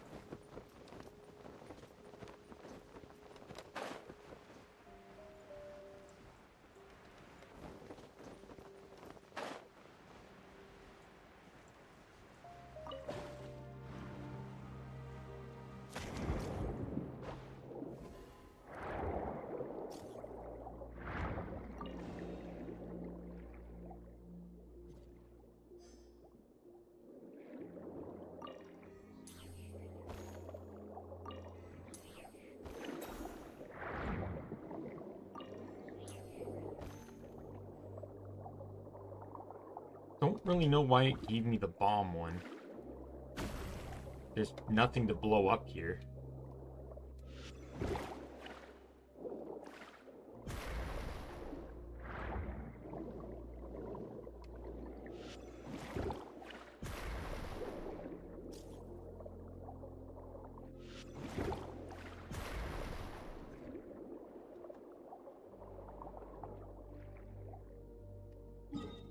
Weird thing to include.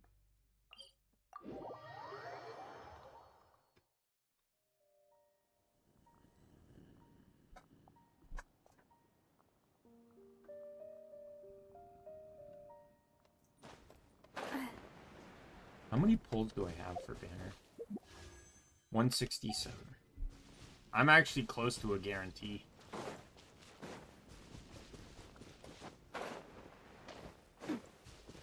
Got to 190 and I can guarantee myself any character.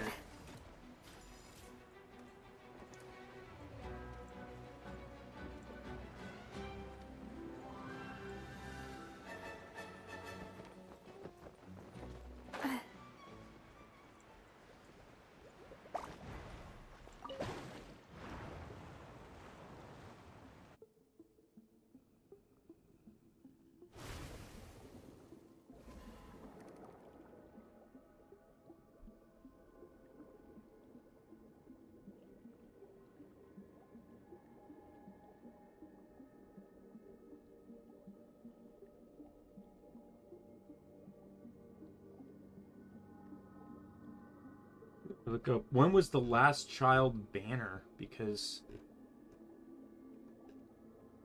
Obviously, that would have an impact over,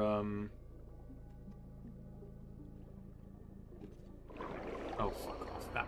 That's my fault. I completely forgot about that. Well, to be perfectly honest, I'll be honest here. I know it's still my fault, but none of the... Like, I popped one bubble and hopped into the thing. None of the others put me into the thing right away. So I honestly thought I was just standing on a ledge. I didn't actually think it put me in the cube yet.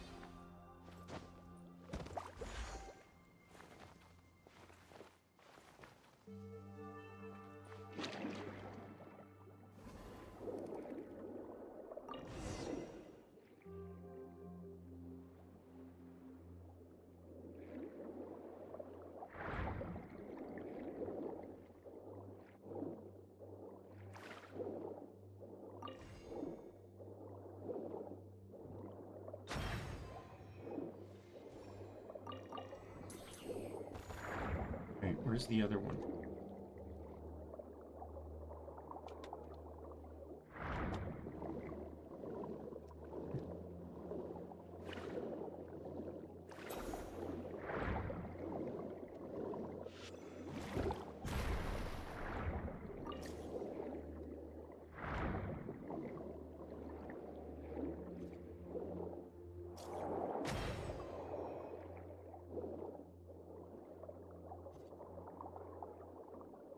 Okay, so I did that, and it...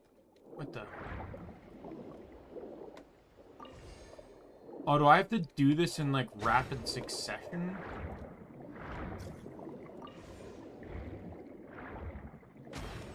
There it is, yeah.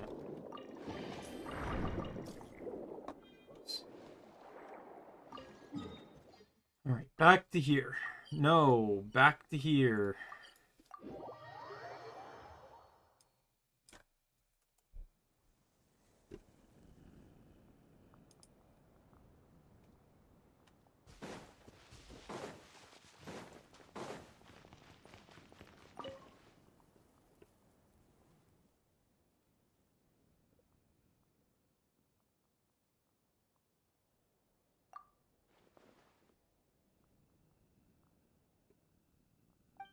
The last banner was late 2023.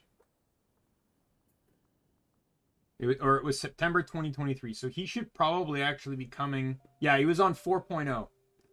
So I imagine, as long as Genshin doesn't fucking hate him, that they'll probably put him somewhere soon. He was once in 2020, twice in 2021, once in 2022, and once in 2023. So basically, he's on a yearly cycle now. He's not in 5.1, so I'm going to say probably maybe 5.2 or 5.3.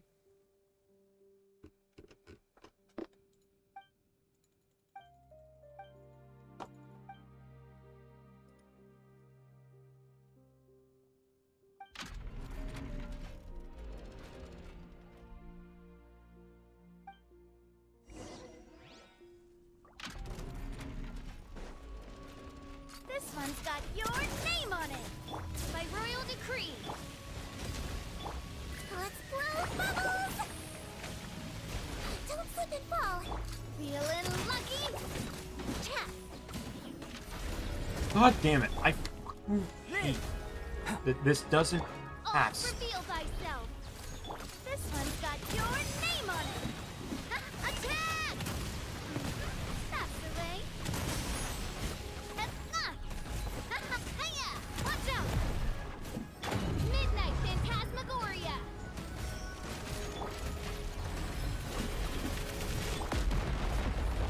burst forth.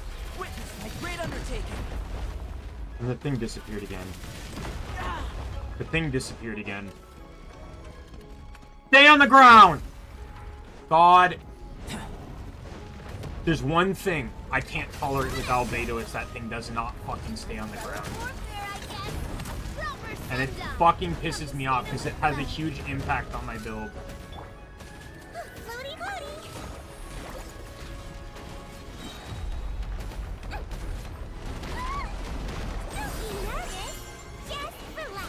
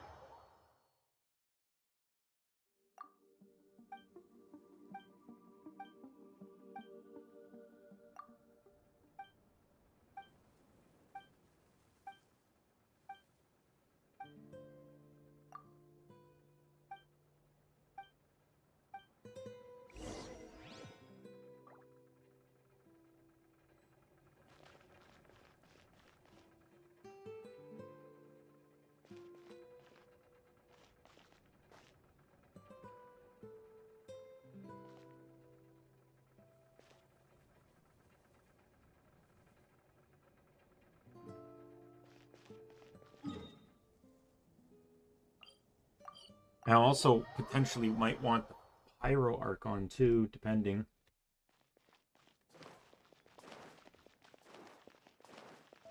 Really depends on what her kit's gonna be.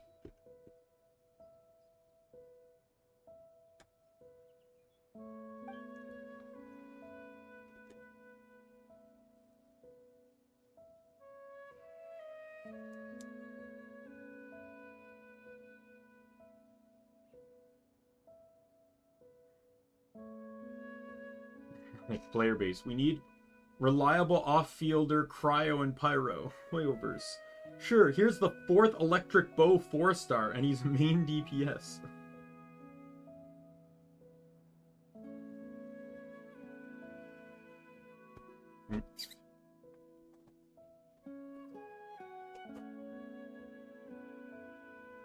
Just kind of browsing like Reddit at this point while reading.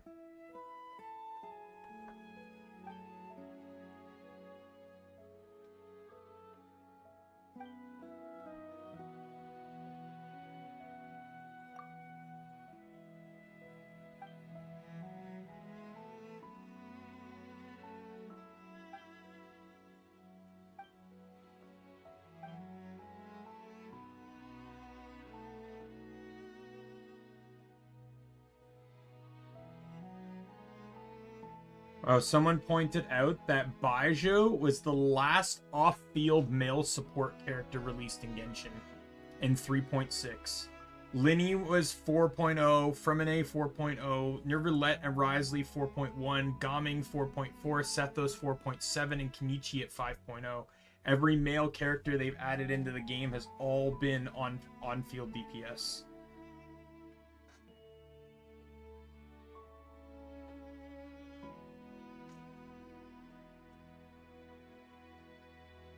Even prior to Baijo, you know, you had Al-Haytham, Wanderer, Sino, Tainari, Ayato, Ito. And prior to Ito, the last 5-star male support, other than Baijo, is Kazuha.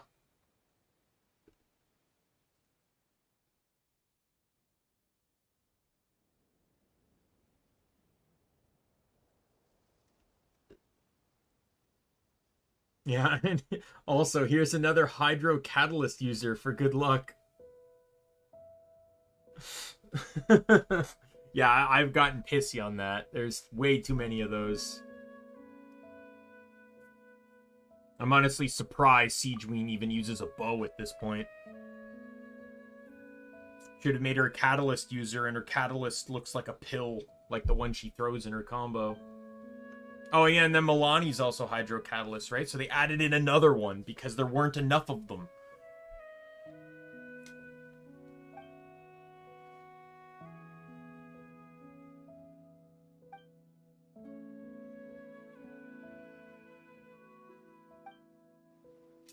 Shenhe's last rerun was March 2023.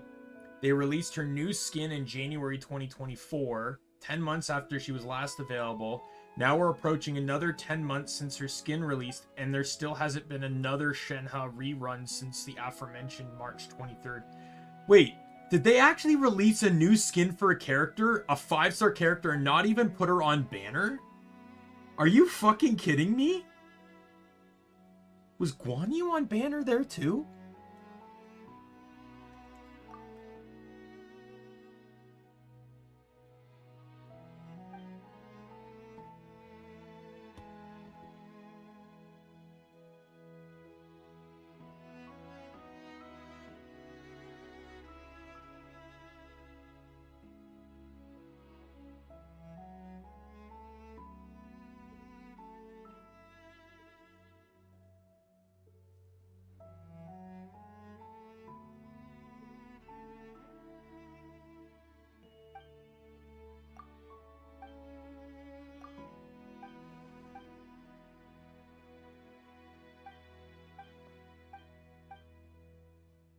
Yeah, Child's banner, I imagine, probably will be sometime between 5.2 and 5.5.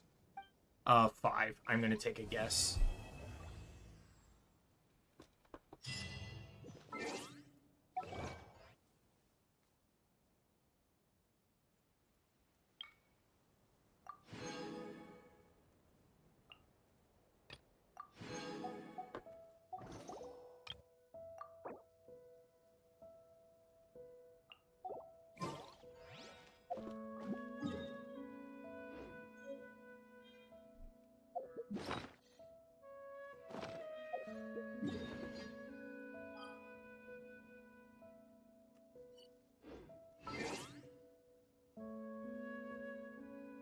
Alright, next quest.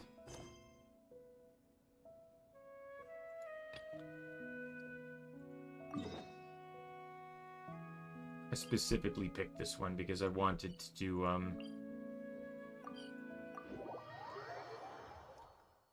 because I thought it might be in the prison.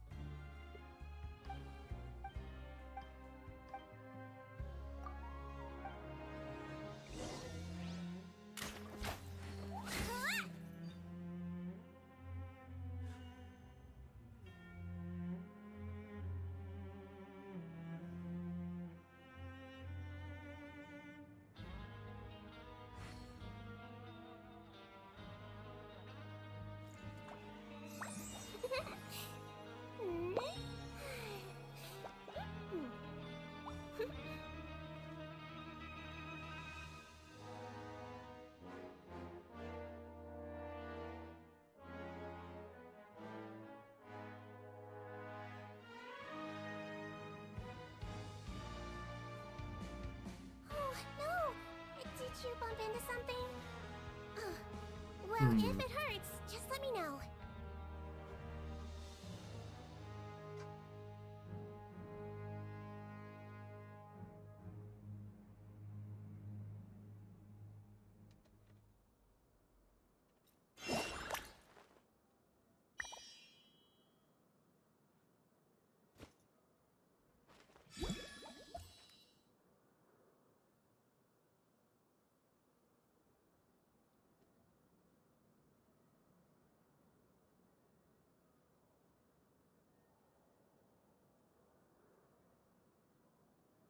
Let's look at these child posts again, because 4 years ago. 3 years ago. 2 years ago.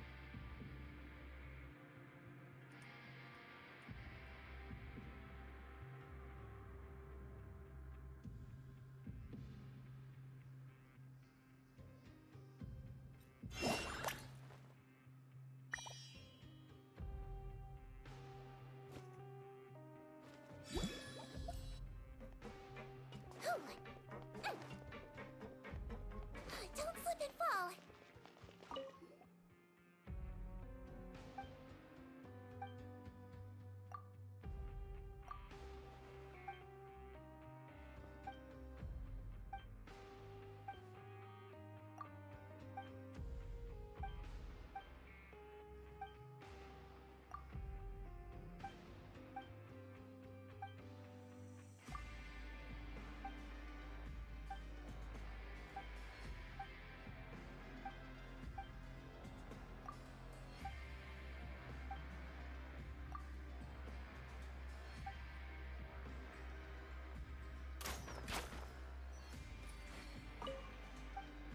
Let's go.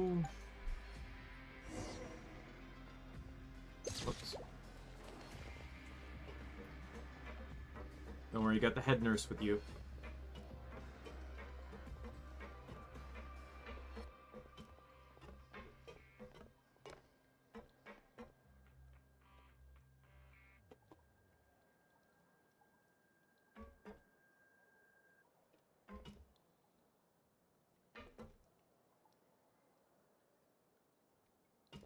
Why is there a... Oh, he says bodyguard, so I don't know what that means, but...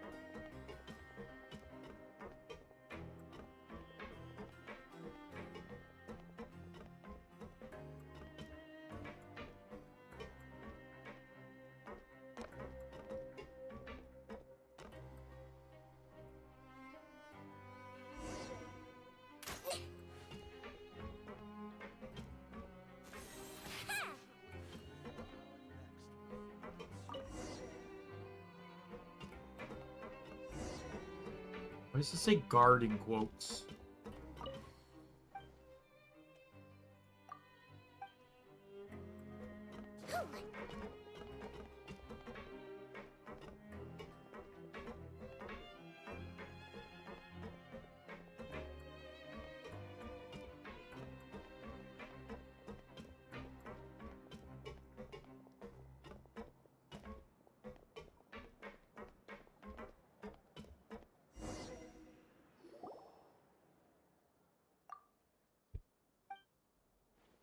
Probably end the stream after this world quest, but I don't know. There's no news on when Tartaglia is coming back anyways for reruns, so I got time before I need to even consider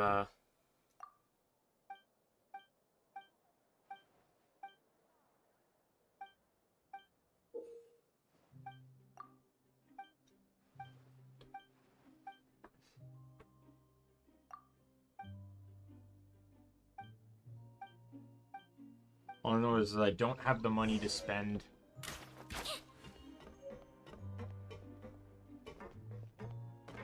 Like, even after getting a job, I'm probably gonna still have to wait a little bit of time before I, because I gotta build up, you know, some backup savings and stuff, so... Don't slip and fall.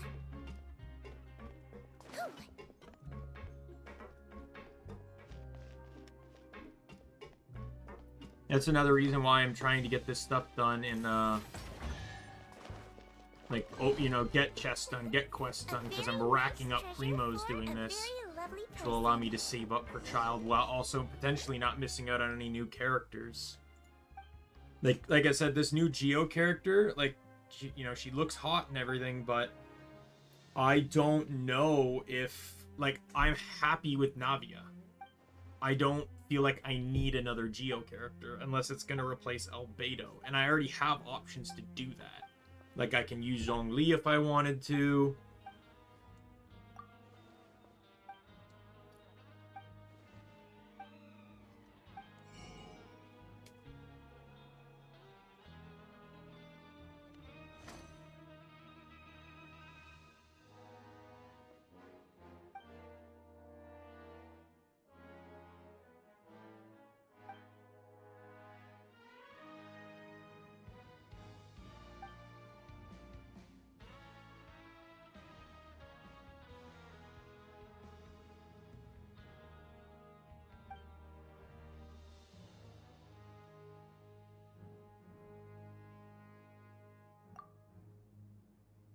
I just want to use Tartaglia more, but I don't like playing around his cooldown. Like, that's the problem with me. I think he's really fun to use when you're using him. But when he's on cooldown and you're not using him, he's just a waste.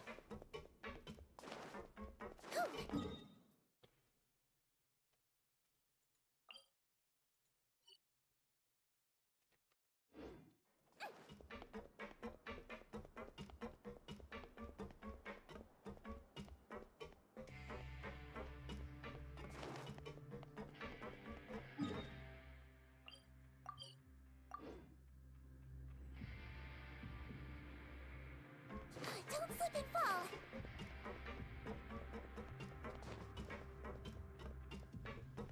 Like, sadly, Geo's just not one of those elements that I get excited about. I was pulling... Navia was my one cutie pick. She was the one character I was going to pull regardless of whether she was good or not. But she just turned out to actually be really good and utilizes Crystallize, which is actually, like, in a positive DPS manner of sorts. No other character in this game uses Crystallize as a DPS.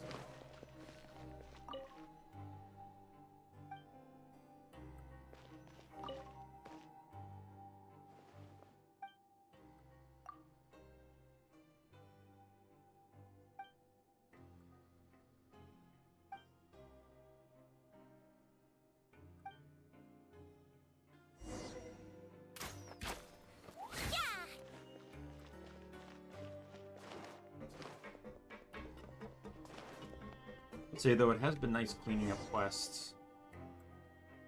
Like, knowing that I don't have any monsters... Like, I actually do have Liyue quests again, but they're all in Chengyan Vale. In the newer area. I plan to get to those another time.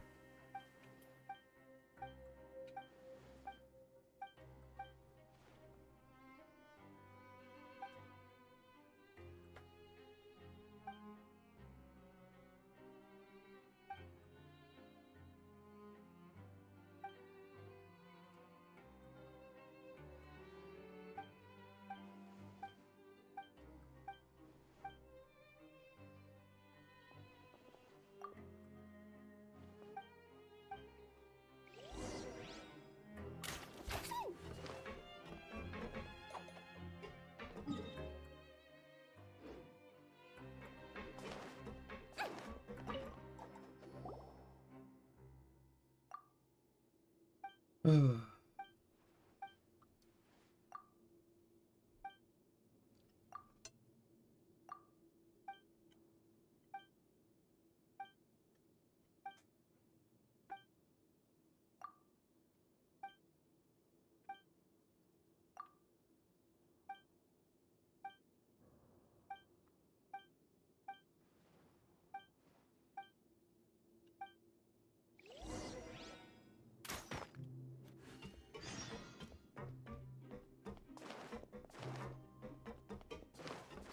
slip and fall.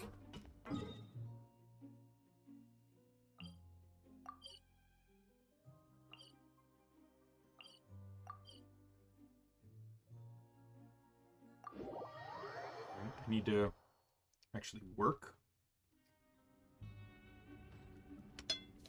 God damn these kids.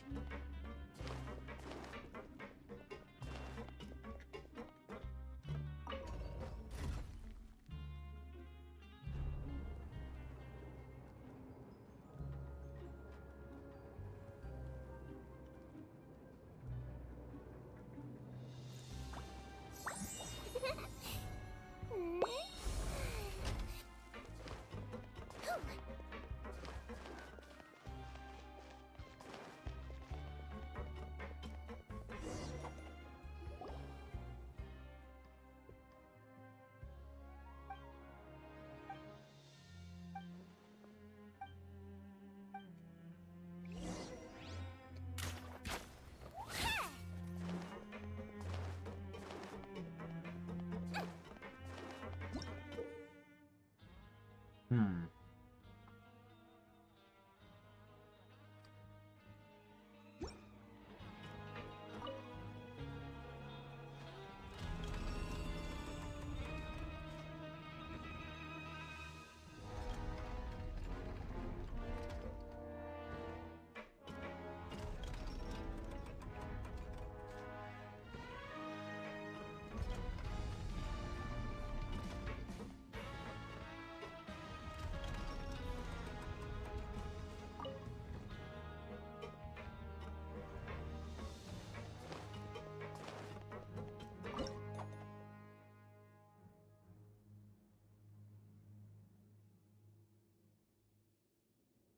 Hmm.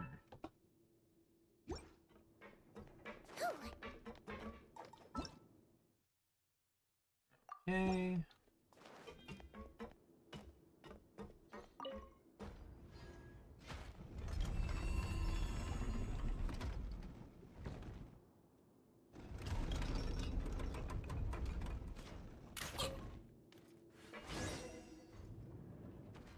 Oh, that was right. Alright, sounds good.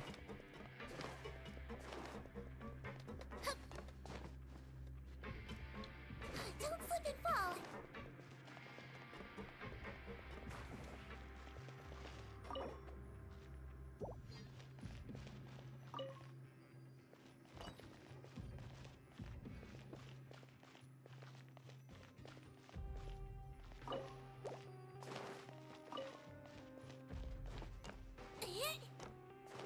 So I don't have this gear installation drive, which I get the feeling is probably in another one of these rooms.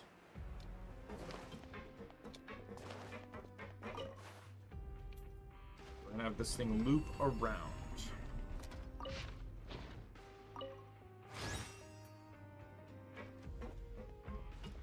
Does that unlock anything? Yes.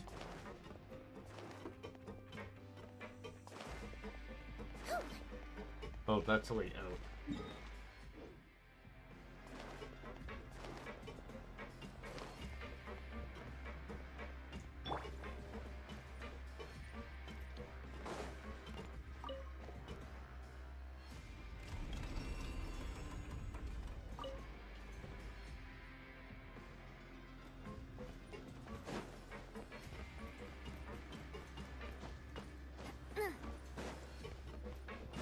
Alright, well, that's a dead end.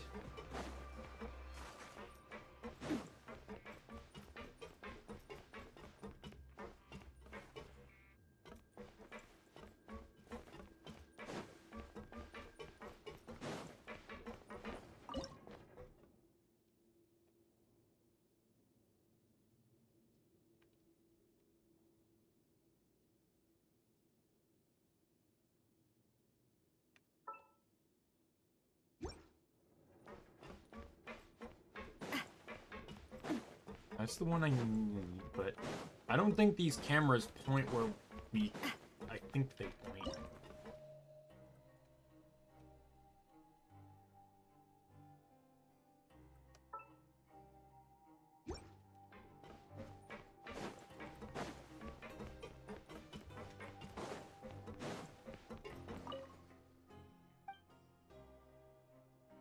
Can challenge that guy to TCG, really?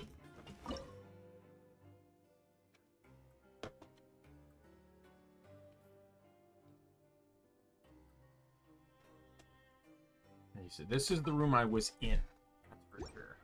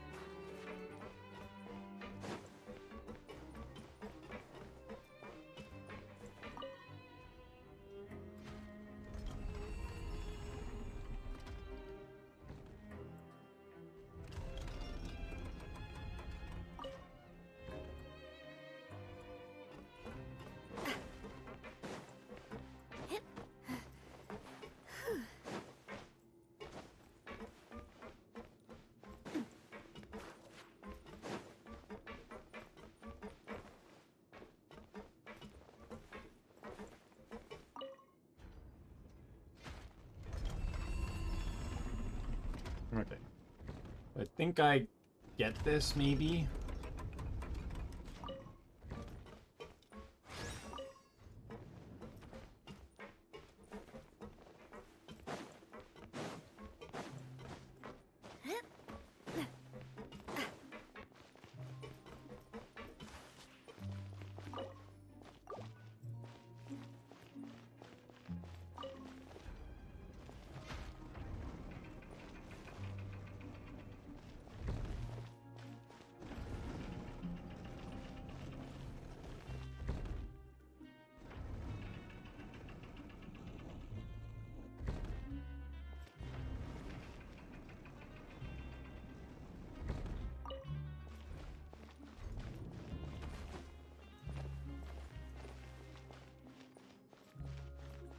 Expecting the rooms based off of, like...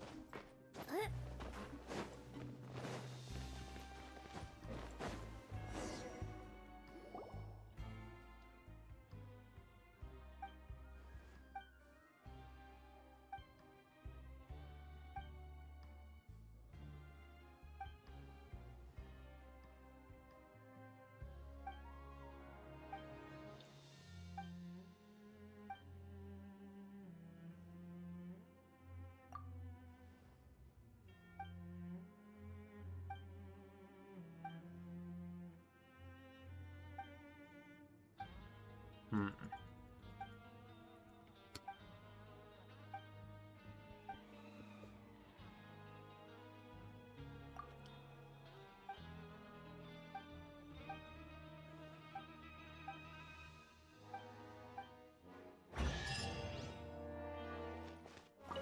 I'm loving this treasure hunt.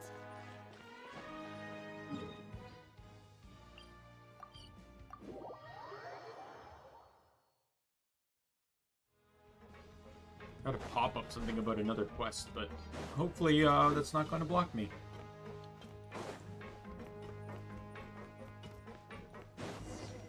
I don't understand why I can't just switch priority of quests.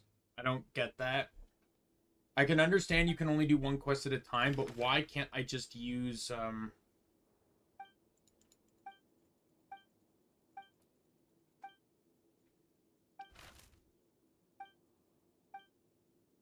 why can't I just choose which quest I want to prioritize?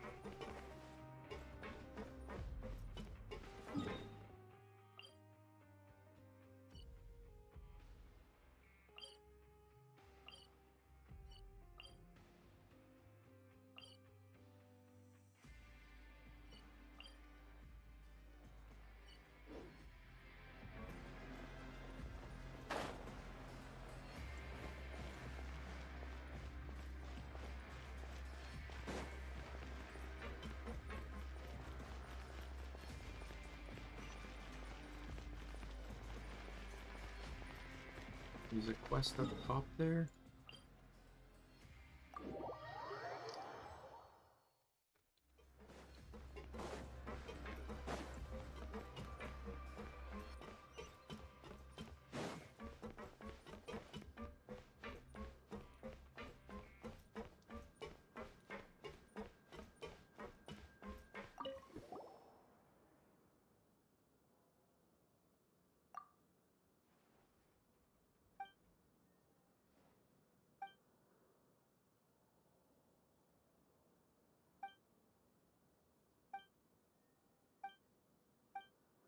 Oh, okay. So this quest actually popped up as an association to the other quest I was doing.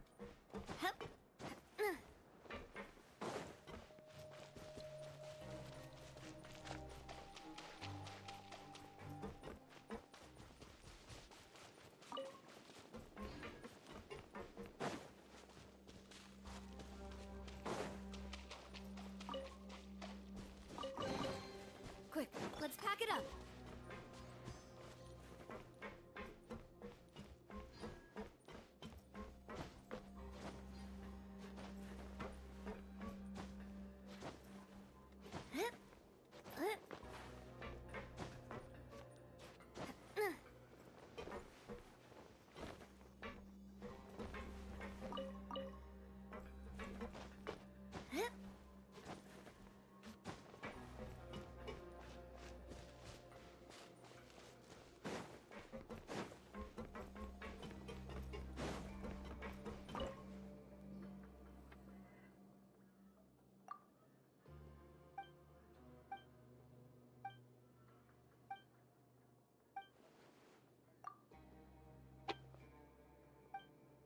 Alright. What am I doing?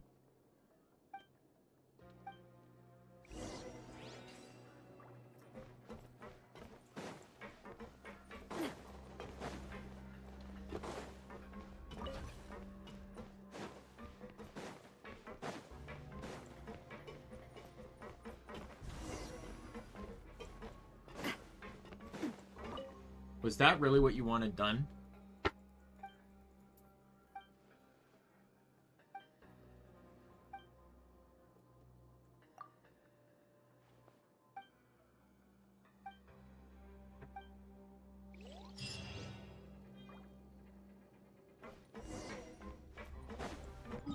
Meet back at the usual place. Is this going to be like the bench in during the Sumeru quest line? AKA the most boring Archon quest in the game?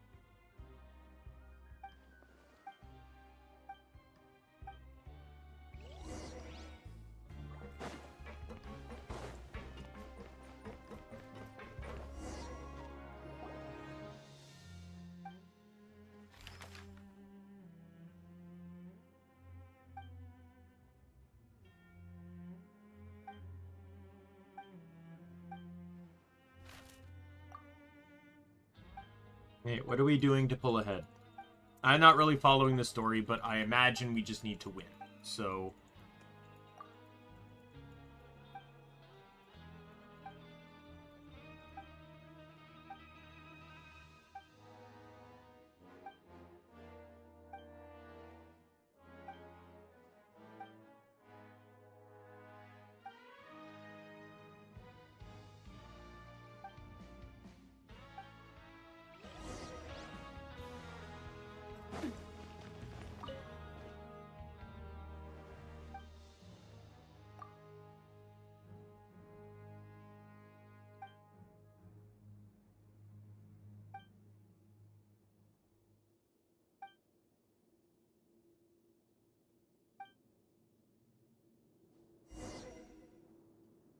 I honestly don't know what it is as to why. Like, I can honestly cite the Aranara quest line as why I don't give a shit about all these, like, the story and unvoiced stuff anymore, but I think it just has to do with the fact that, like, I don't, like, any of the plots in general, like, outside of the main one, I don't really find that interesting. And I even have my complaints with the main one, too, because it's like, if you're doing an Archon or story quest, you're almost guaranteed to spend, like, 80 to 90% of it doing nothing but just talking.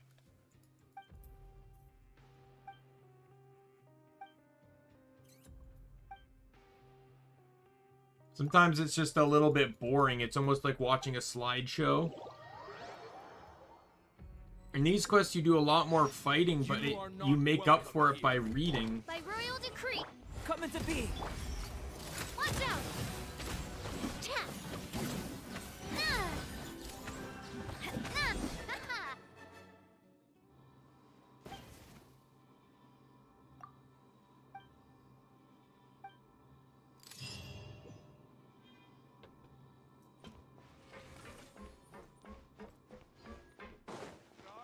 Show me what you got.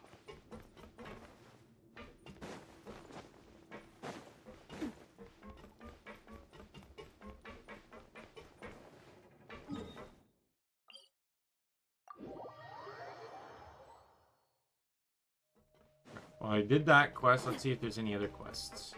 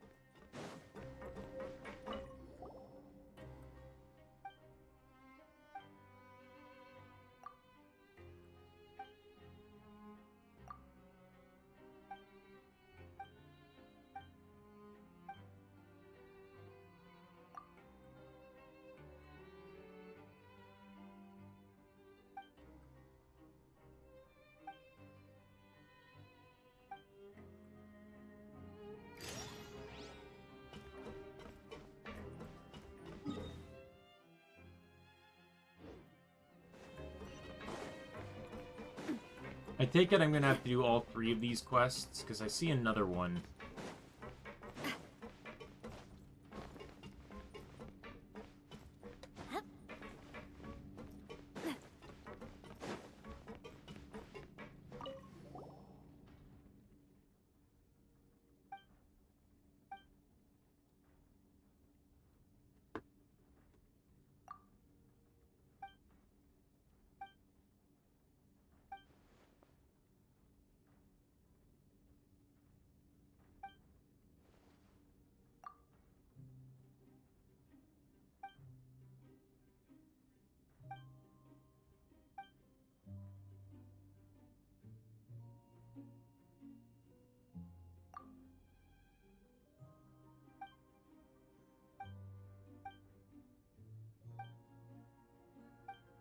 Is basically giving him a placebo.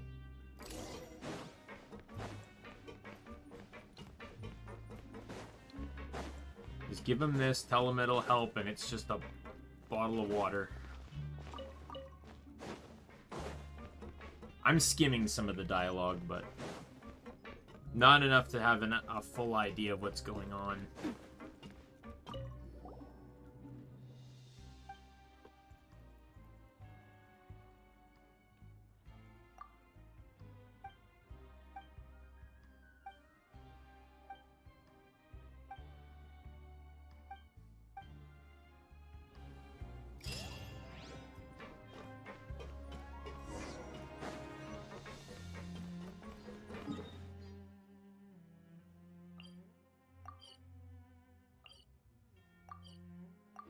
It's like I want to check out this other quest before I return.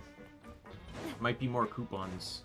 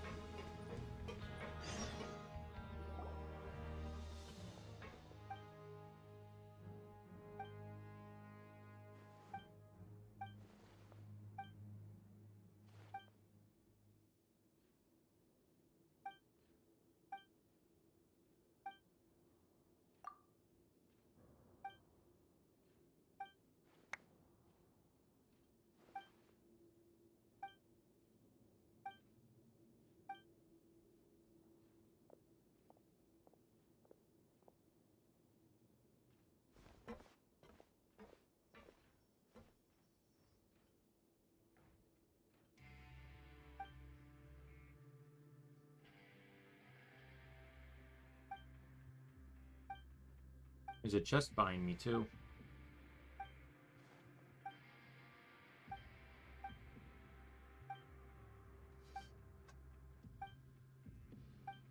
Sometimes I like my biggest complaint as a streamer for the Archon story is just general and character stories is like I said it's like 80-90% just dialogue.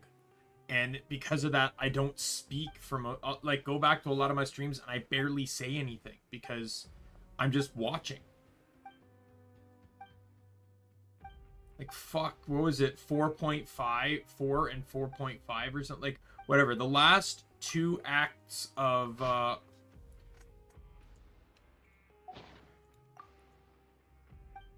Archon quest in Fontaine, it took 6 hours, and I barely did anything during that time. Quick, let's pack it up. Like, outside of just running between conversation points, I did basically nothing.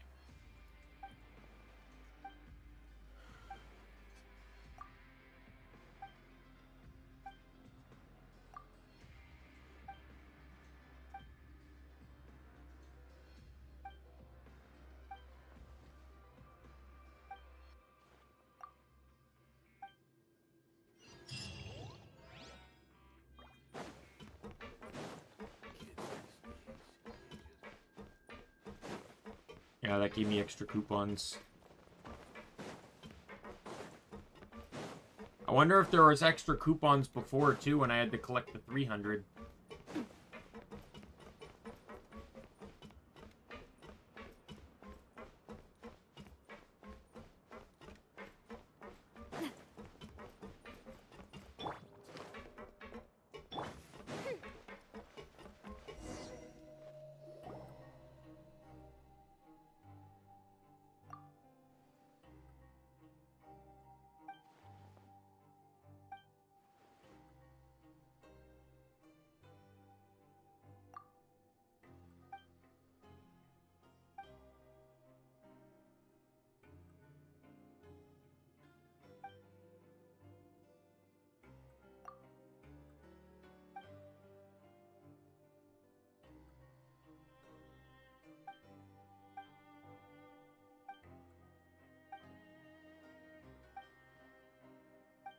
Wants to restart the game and because the rules weren't made clear. That just sounds like a sore loser.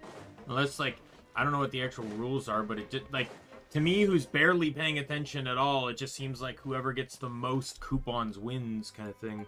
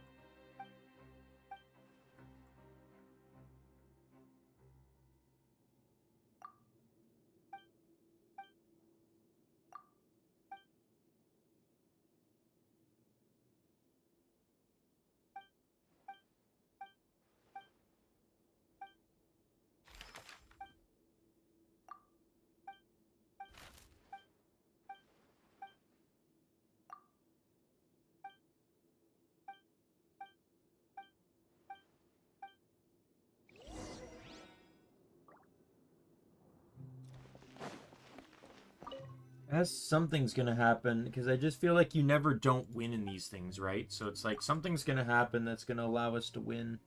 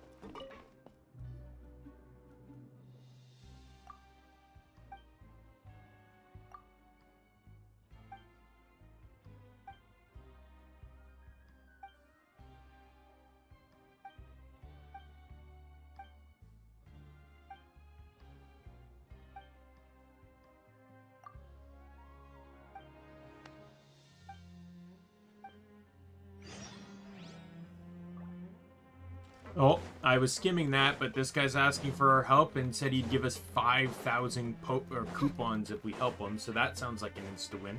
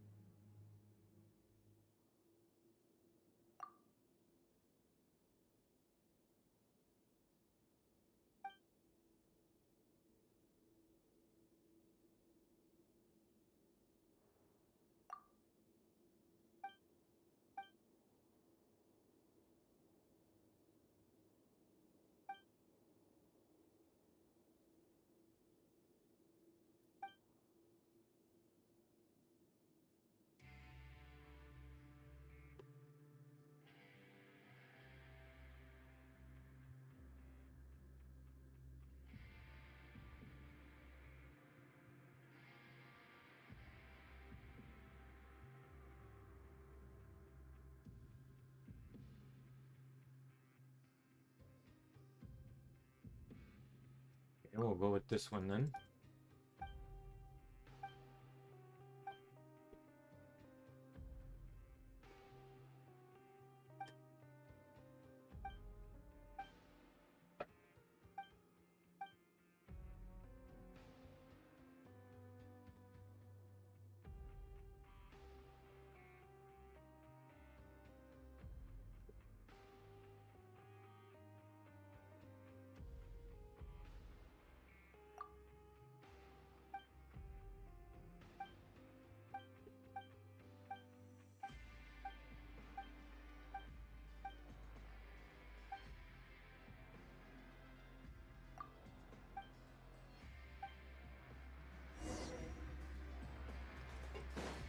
Yeah, there isn't really a way to get higher than that.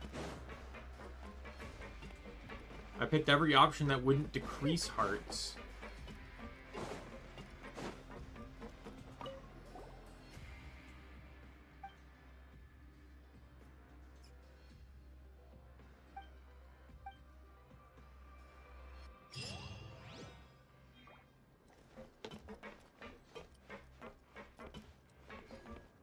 Okay, that was not 5,000 coupons. I must have been misreading then.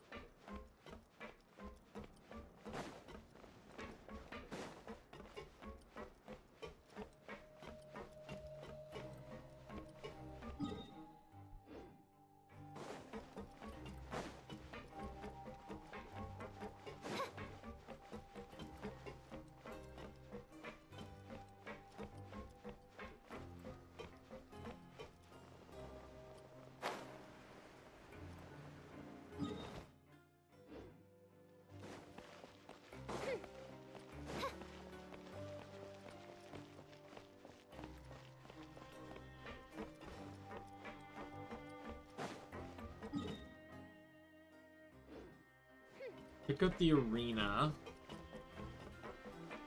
And then I guess we'll go down a floor too afterwards.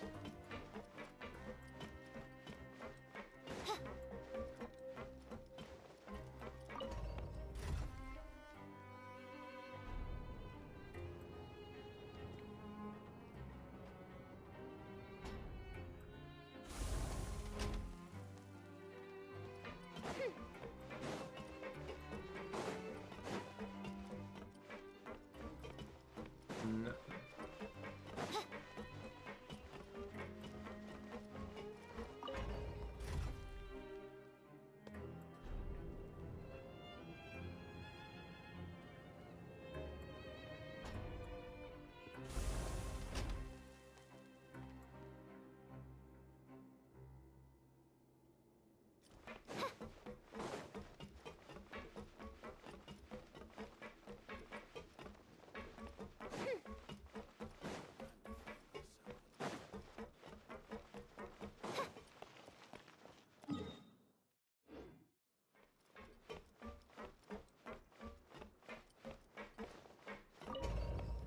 Yeah, this one goes lower. Maybe there's something down on this floor that we can use to get coupons.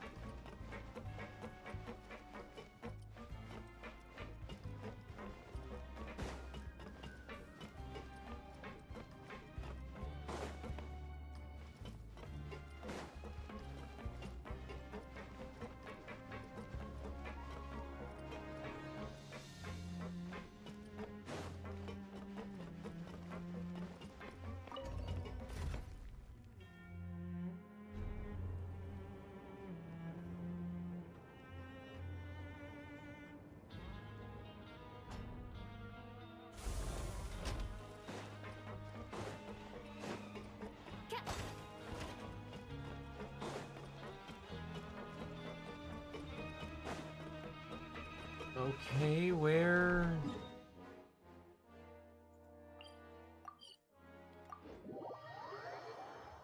Anything at the entrance here?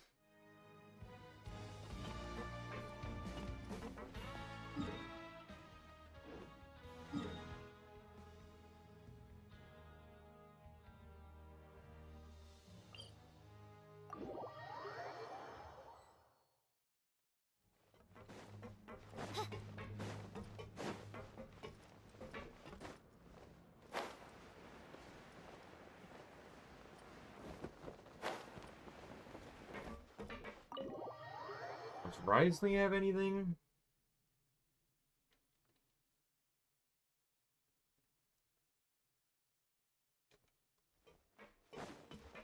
Risley even gonna be in here? No. Because why would he?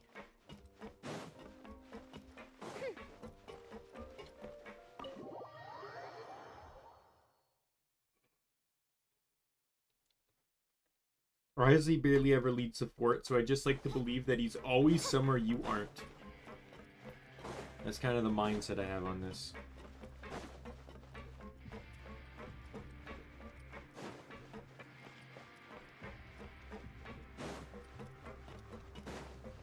Okay, I need 20 more coupons, game, and, you know...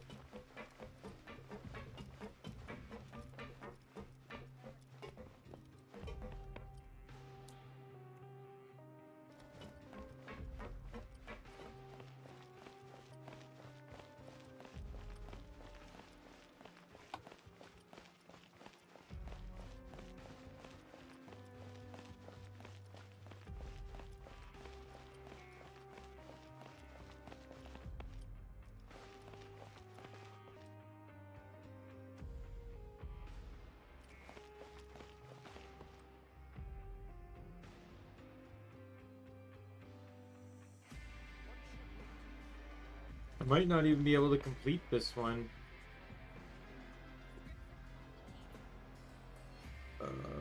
Was it? I did 1 on the first one. I did 3 on the next.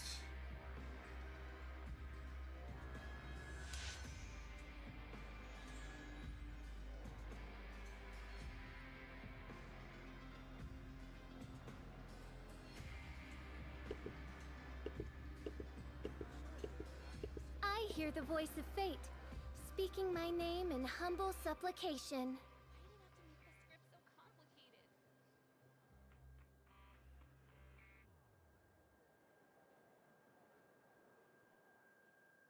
Did that one.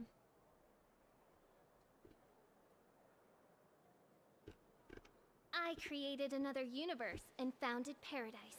For I, Fischl, and the Prinzessin de Ver...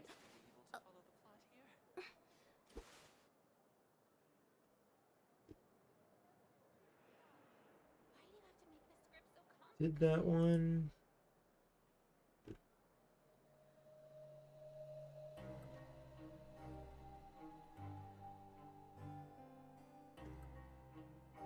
Did that one.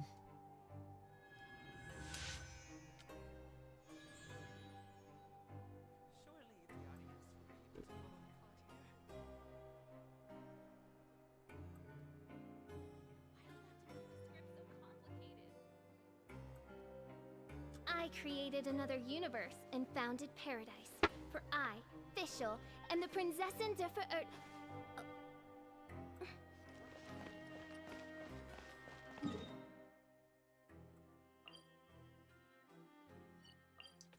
One second.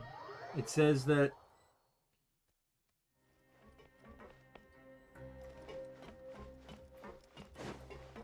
one of the doing that quest that had the guy there, like, says it should have spawned a chest with 30 coupons in the dude's room. So now I just need to find.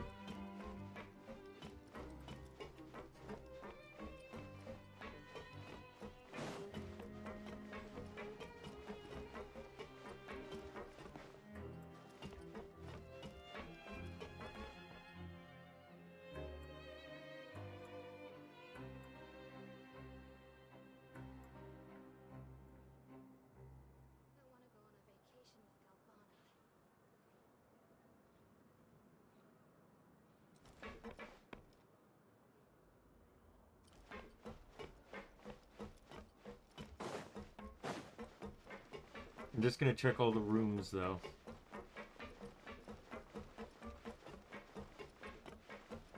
Oh, I'm sure this is not the room, right? This leads to the infirmary.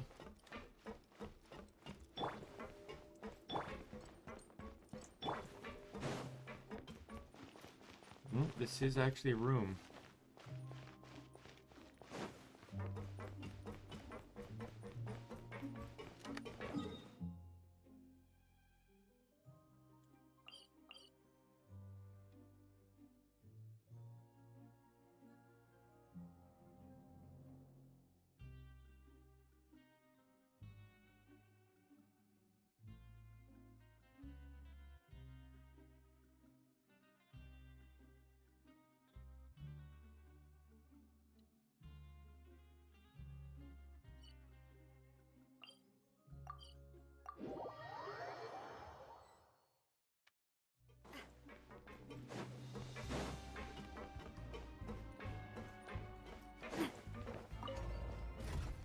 Alright, let's see.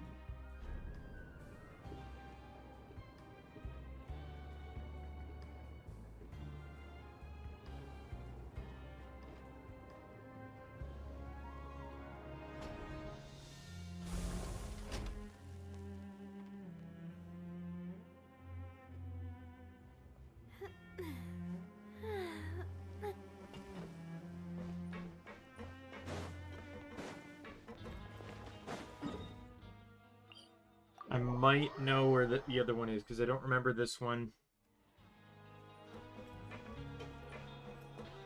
I need to look for someone named Nelly.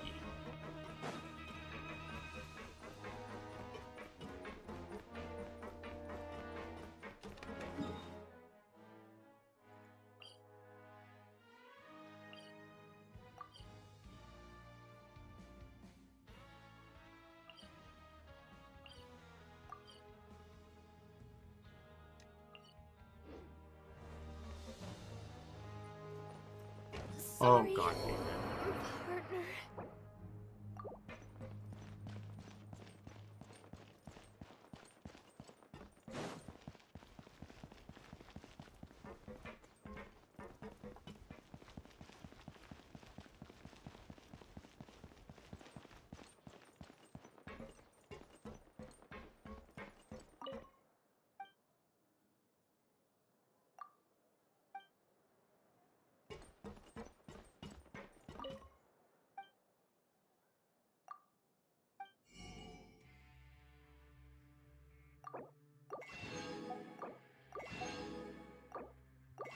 No idea this guy sold recipes.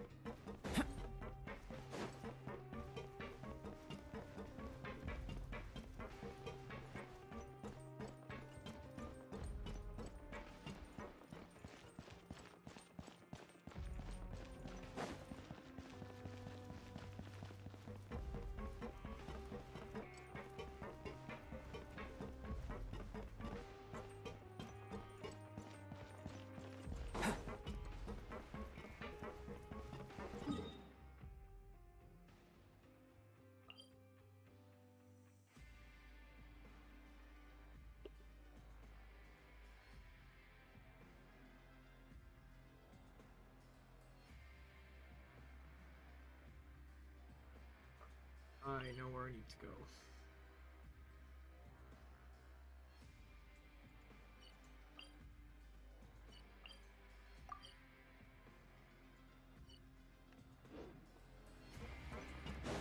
I need to head down a floor.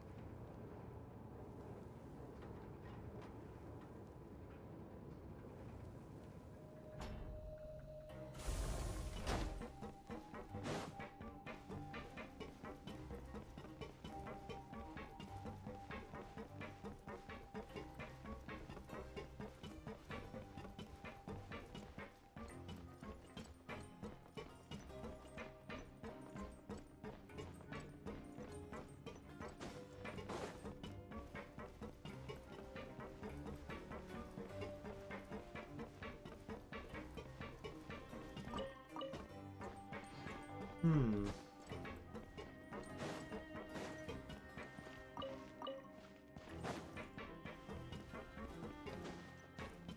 Did I already do this one then? Like...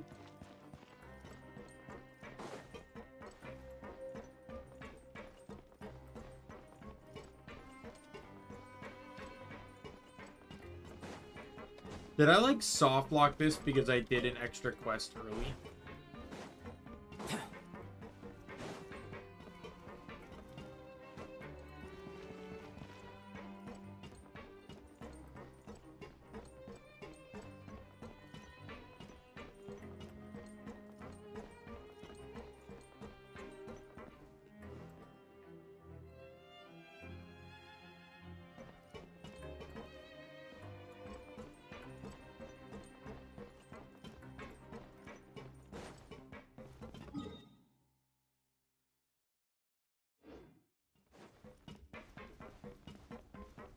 Never mind. I think it's up this one.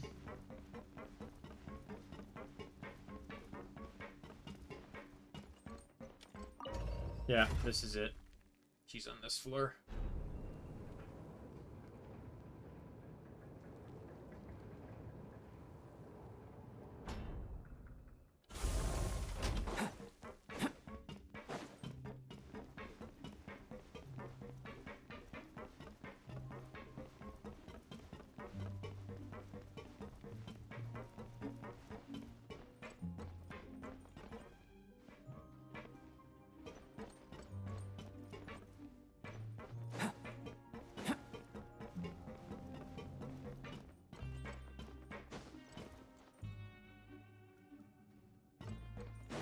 Monkey says she should be right here. So I might have already done that quest.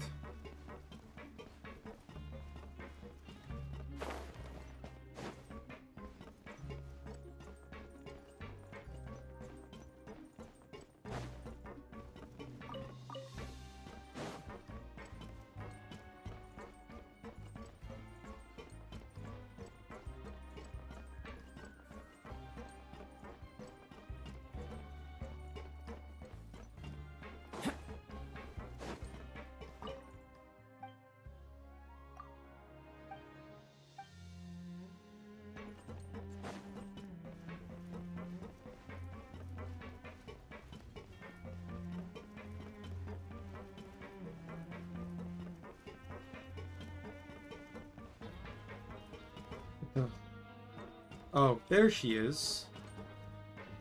This is not where the guide said she'd be.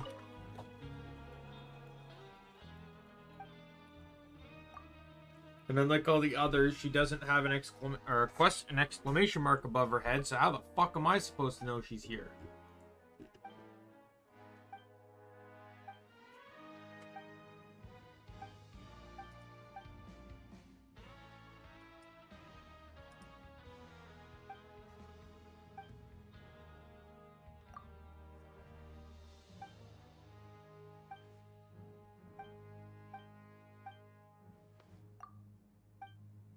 There may be a fall off though, because one of the quests is tied to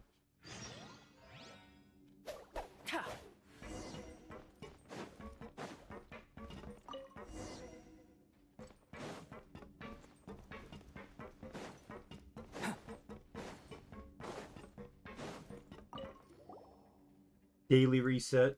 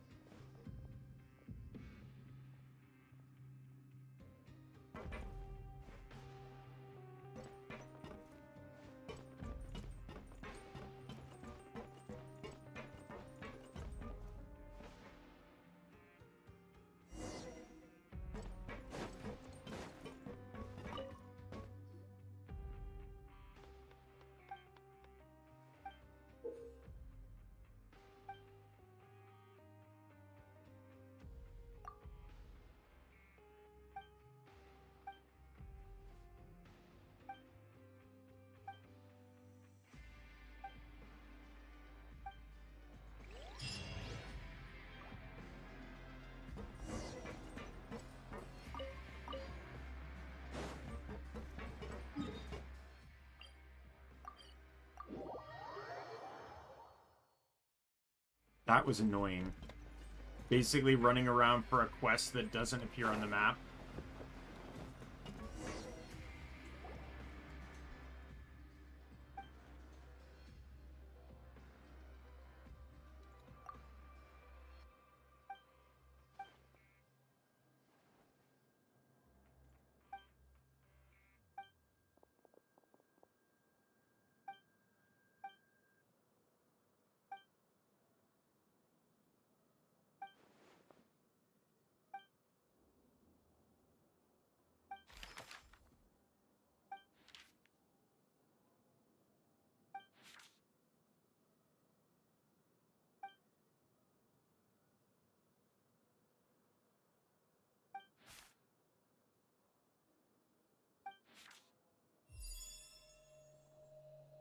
So they combined points, I guess.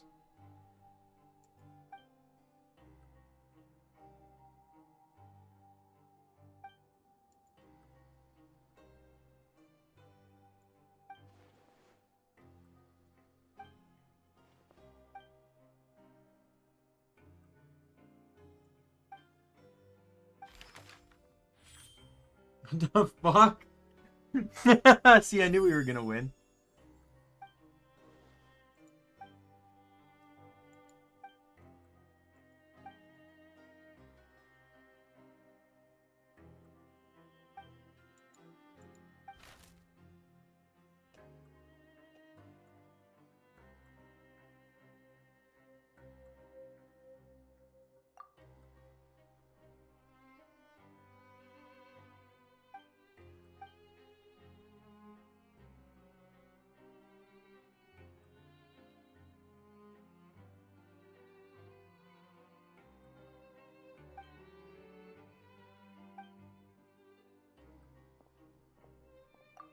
That's even more cliche.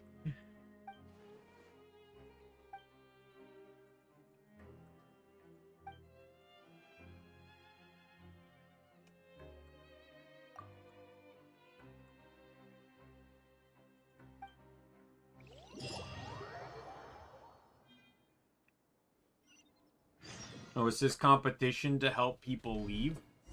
Or to help someone get out? Or... Wait, this is a very sketchy place to get out. Is this...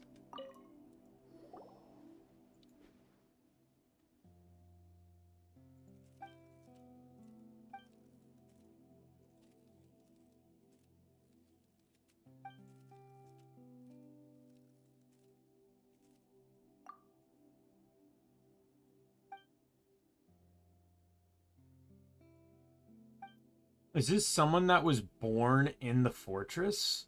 So she's actually never been outside?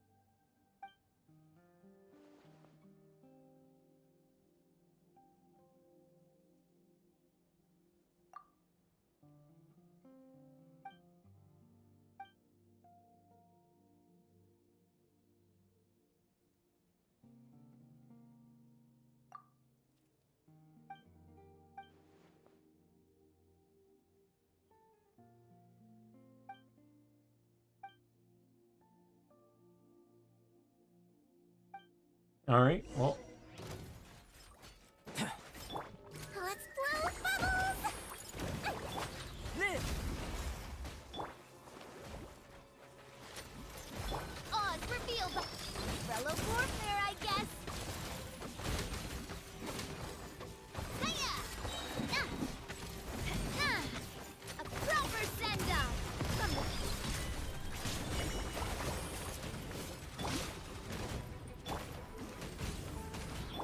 Coming at ya! Hey there! Haha! Wow, there's a lot of these guys. Well, Shadow Raven, let night fall! Coming to be! Coming at ya!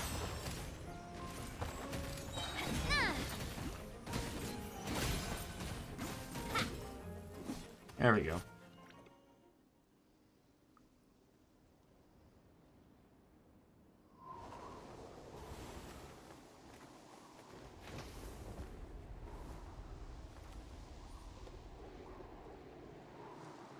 Oh, he's a Healy Trill. Or whatever those guys are called.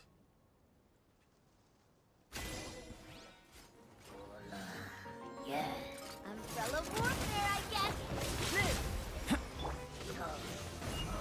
proper send-off from the Spinalist coming at ya. Cha!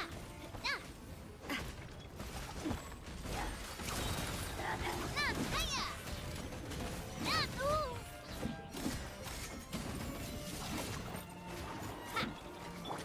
Burst forth! As you wish, main Fräulein. Attack! Watch out!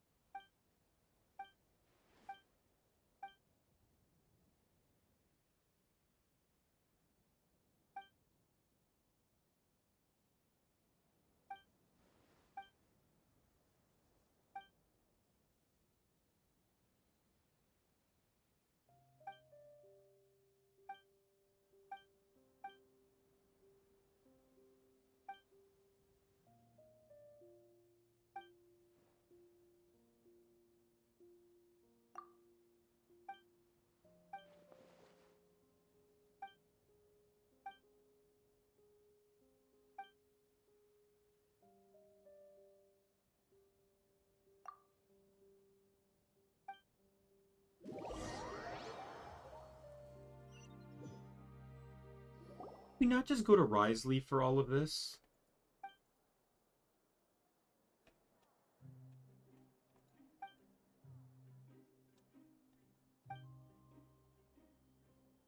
I just feel like Risley could probably solve a lot of the problems here. Like, if we can't find anything that incriminates the girl, why is she...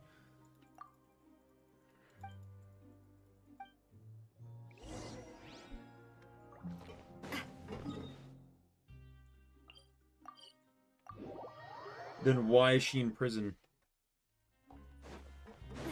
Especially since she didn't know where we were when we were outside, which doesn't make any sense unless she never left the fortress.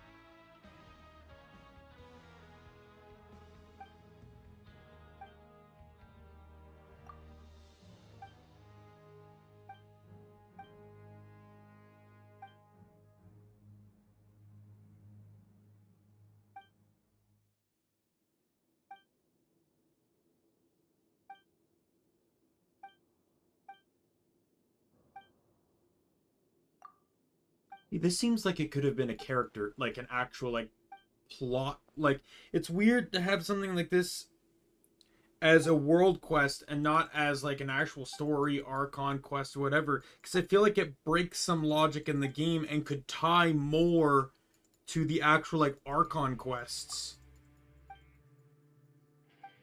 Like, Lumine's plot, like, the sibling plot, basically. Not gonna lie, I don't hate the last one that happened, but we were just in Fontaine, and the sibling quest takes us back to Sumerit. Like, why couldn't it have been in Fontaine? Maybe involved Caterpillar here instead.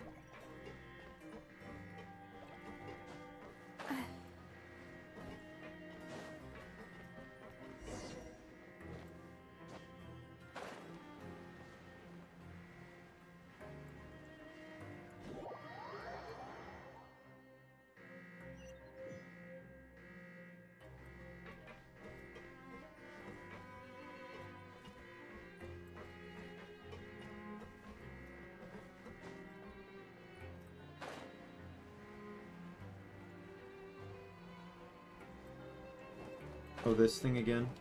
The thing that blinded us earlier?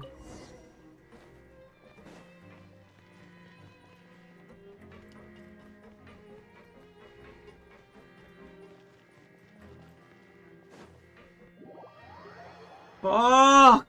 Come on! God damn it, apparently being blinded by a giant spotlight does nothing to affect one's vision.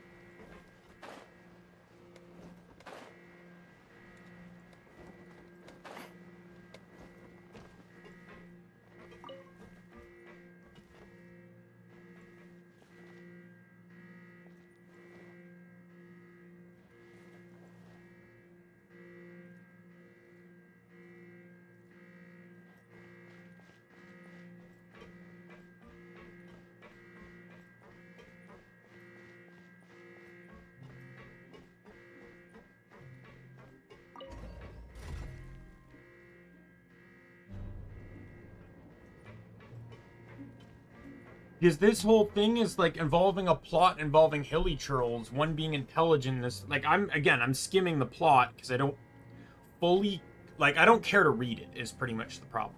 But the fact of the matter is, I feel like this would have been an entertaining sibling plot line.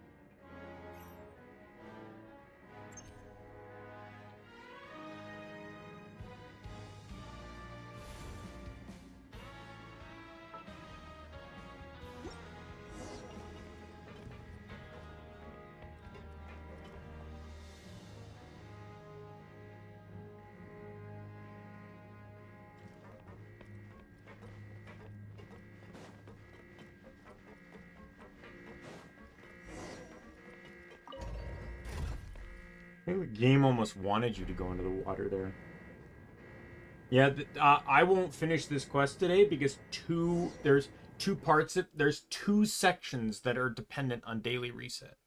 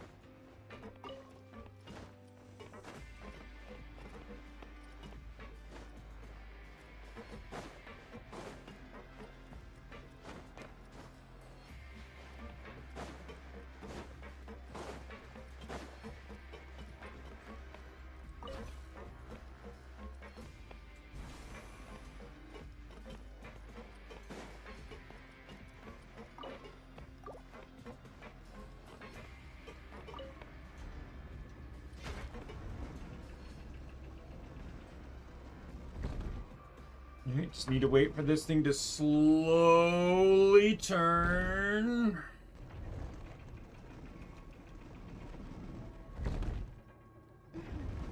May the glory of the Prinzessin bring light to this world.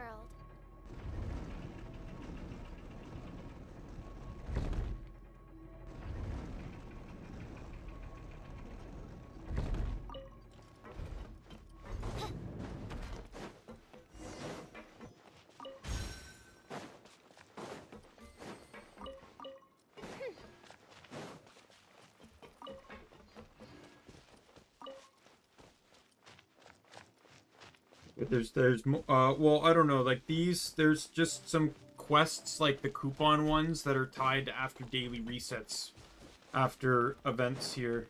There's 3 after I finish this quest, and then there's 2 more after I finish all the previous quests. But they all are tied to like different daily resets.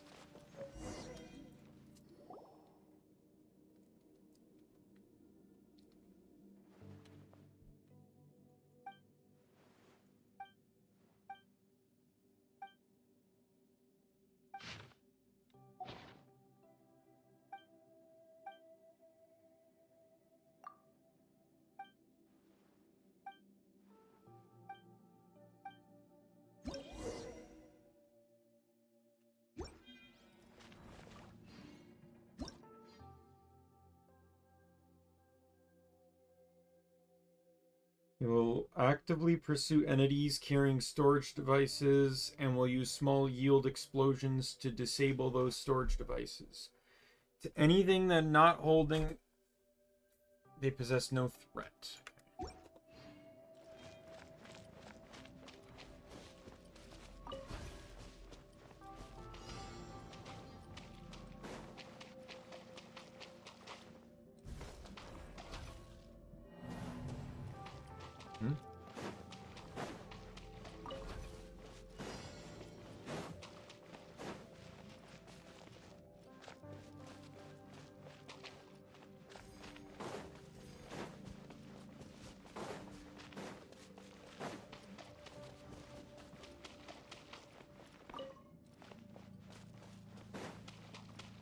Don't really know what this mysterious ore is for, but because I keep finding it, but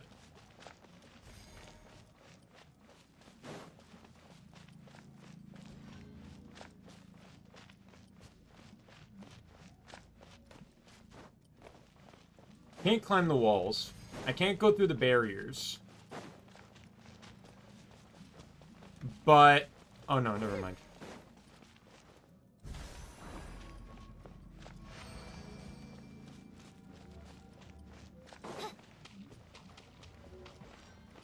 Oh, I gotta use the terminal.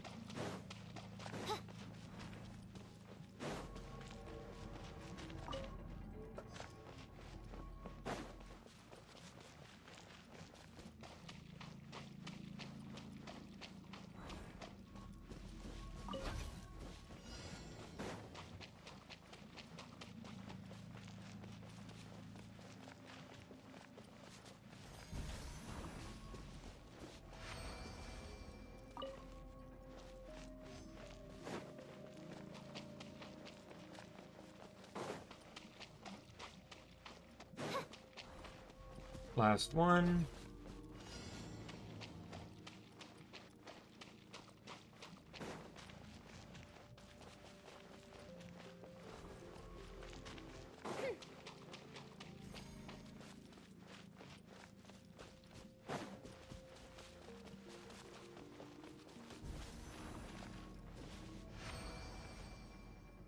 Hurry up, hurry up, hurry up, hurry up, hurry up, hurry up, hurry up, hurry up, hurry up, hurry up.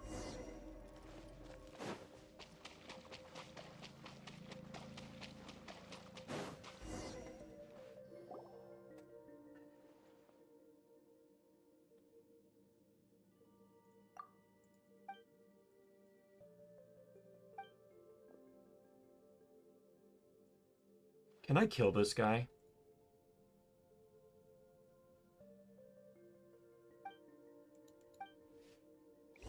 Oh, thank fucking God, I actually get to fight him. By royal decree. Coming to be. Watch out! That's not coming Die.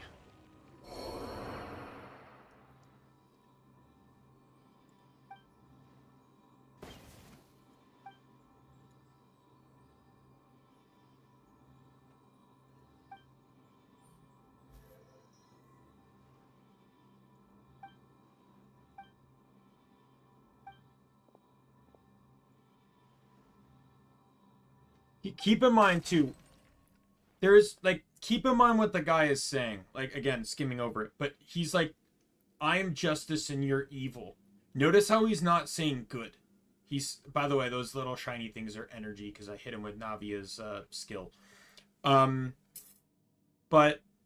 he's saying, I am justice and you're evil. Keep in mind that every single Marine in One Piece believes in justice. But no Marine in One Piece believes in the same justice, more or less, right? So just keep that in mind. The fact that he's not saying I'm good, he's saying I'm justice, meaning that he is interpreting himself as the law. He's not saying he's good, he's saying he's the law, which are technically different things, because the law isn't always good. Like, we, you know, even in real life we have corrupt police officers, but we also have fantastic police officers. Yeah, I have a cousin that's a police officer. He's fantastic, right? My papa, you know, back in the day was a great police officer himself too. So like, you know, so it's like he's judging him because he's a monster. He's saying is evil, despite the fact that he's not done necessarily anything bad, at least lately.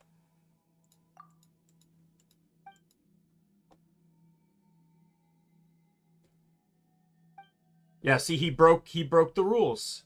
Those Gardramex we beat up, he got without actual permission. Because he believes he's right, and in the end, the ends will justify the means in the long run.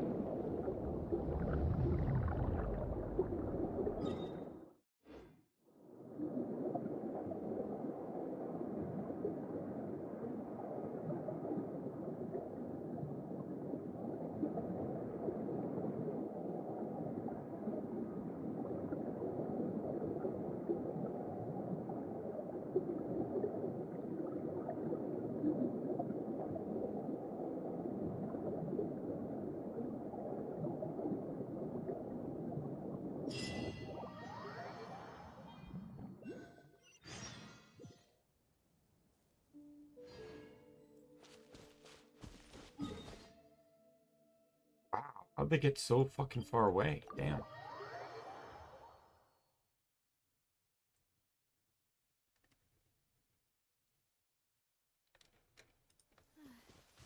It's raining again.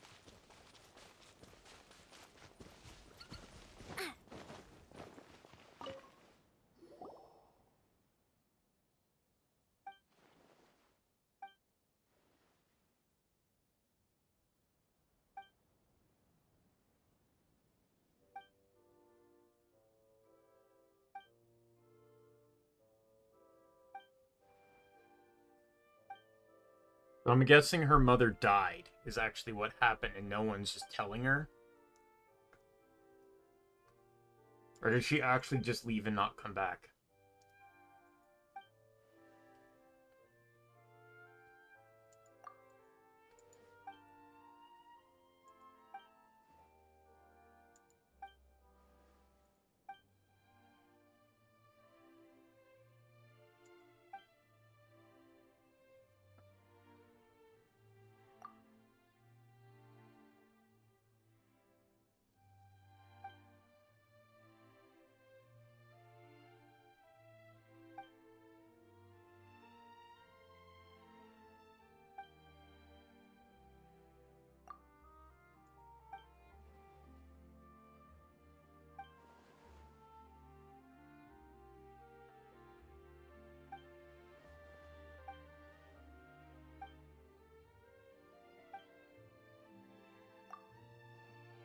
We have to tell him, like, without her present, that he's a hilly troll, right?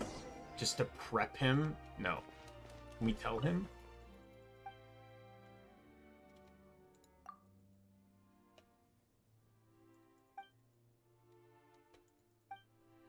Yeah, she's dead.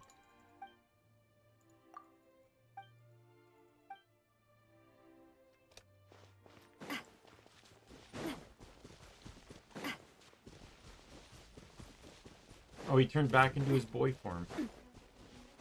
And I'm in combat, so I can't talk to him. Feeling lucky? Die.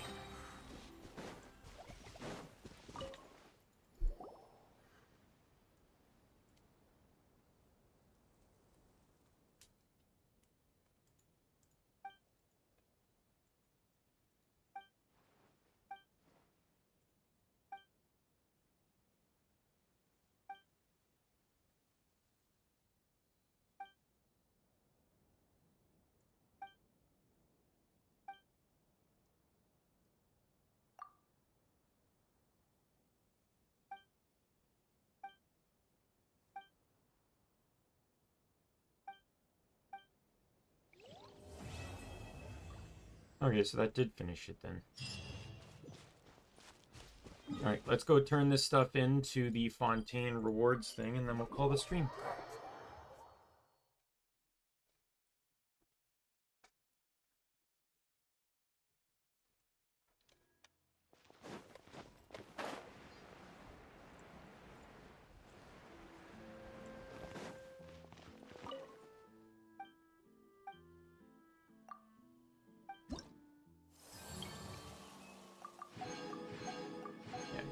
Quests to still do here.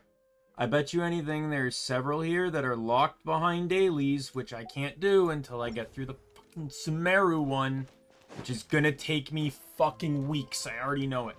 I'm pretty sure it's gonna take me minimum a week, just with the amount of repeats I have to do. Because I'm pretty sure I'm on the stage that I just did one the other day, and that I have to do that one, I think, 3 times, and I don't know what step of it I'm on. And then the final stage of it, I know for a fact you have to do 4 times, right? So I have to get that daily 4 times. Keep in mind, once again, in the last week, I have gotten this daily quest chain once. In 7 days with 4 commissions. I kind of have to say 1 in 7 because they obviously can't overlap. But, like, the fact that there are 4 commissions a day. And keep in mind, yes, I've been doing, like, events and stuff. Like, see that camera I have? It's tied to this event right here. But this only gets me 1 daily credit. Right? So, and even if I was doing something that was going to give me daily credit, I wouldn't cash in that credit until I check the dailies. I'm going to see if I actually got a response from the email I sent. I did not. Probably get an email at some point, though.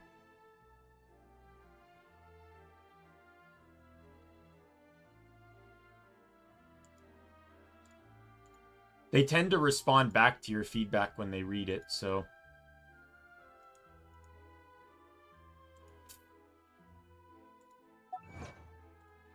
But hey, that's 2 Fontaine world quests done anyways.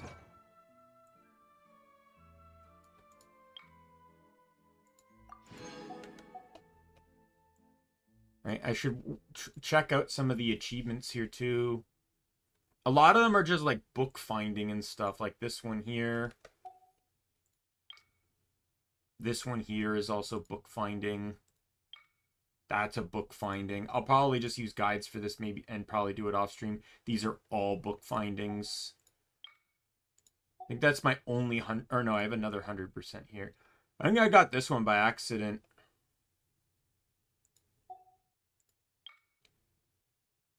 Or whatever the last one was. What was the last one?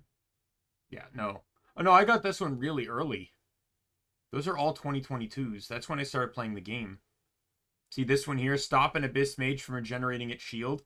This is around, the set a wooden... Yeah, this one I probably got day 1, right? May 5th. I started playing early May, right? Same with this one. This one I got in September when I took a break during the summer and came back. And I've been playing frequently ever since. And that one's just opening chests in Dragonspire.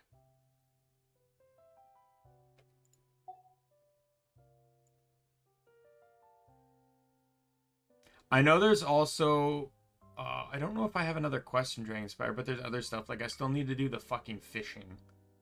Which is painful as all hell to me, because fishing in this game is kind of boring.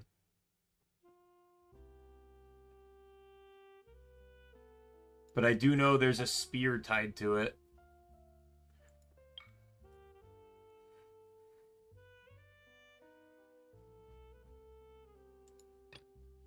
What? Receive 5 gifts from your companions.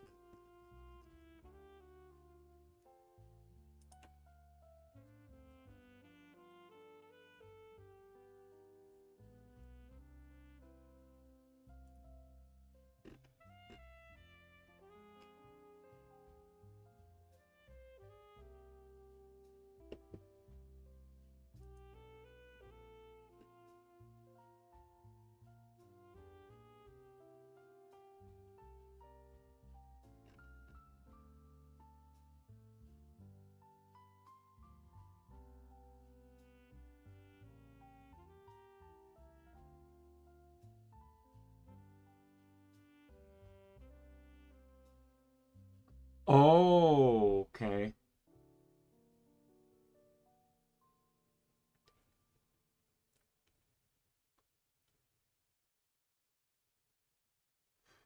So I have to build a furniture set and then invite characters to it.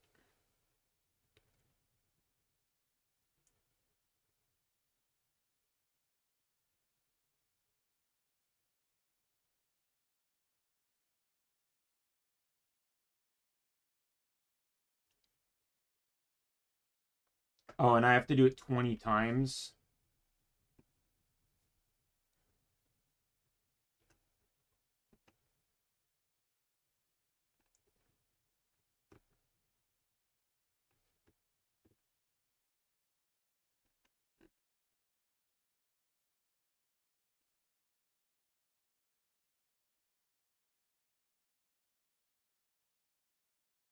Definitely do cottage kitchen because that would get me 8 right off the bat. No, either way. Actually, it'll only get me 7 because I don't own Zhao. Still, it's something I can try and knock off quickly. I got enough of those things that just insta-make furniture that I don't care to use, so I can use it to try and craft some of these sets.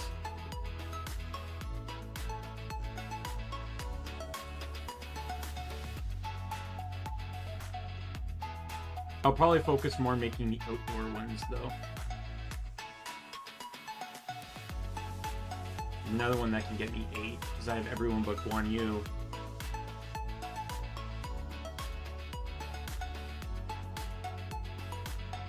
That one can get me 7, because I actually own all of those characters.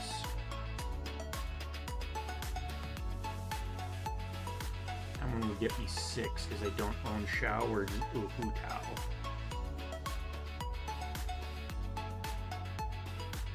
I've even factored in Alloy into some of these, even though she's like can never be obtained again, and she's apparently a garbage character. Oh, either way, I'm gonna call it here. Wish me luck on my job interviews tomorrow. I'm really hoping that I'll actually hear anything about it tomorrow, but like, I really need a job and I really want one. So, with that said, I'm gonna call it here. My name's Daimien Kamiya. I am the Omni King, and be a friend, foe, or a member of the Omni Council. I'll see you later. Bye, everyone.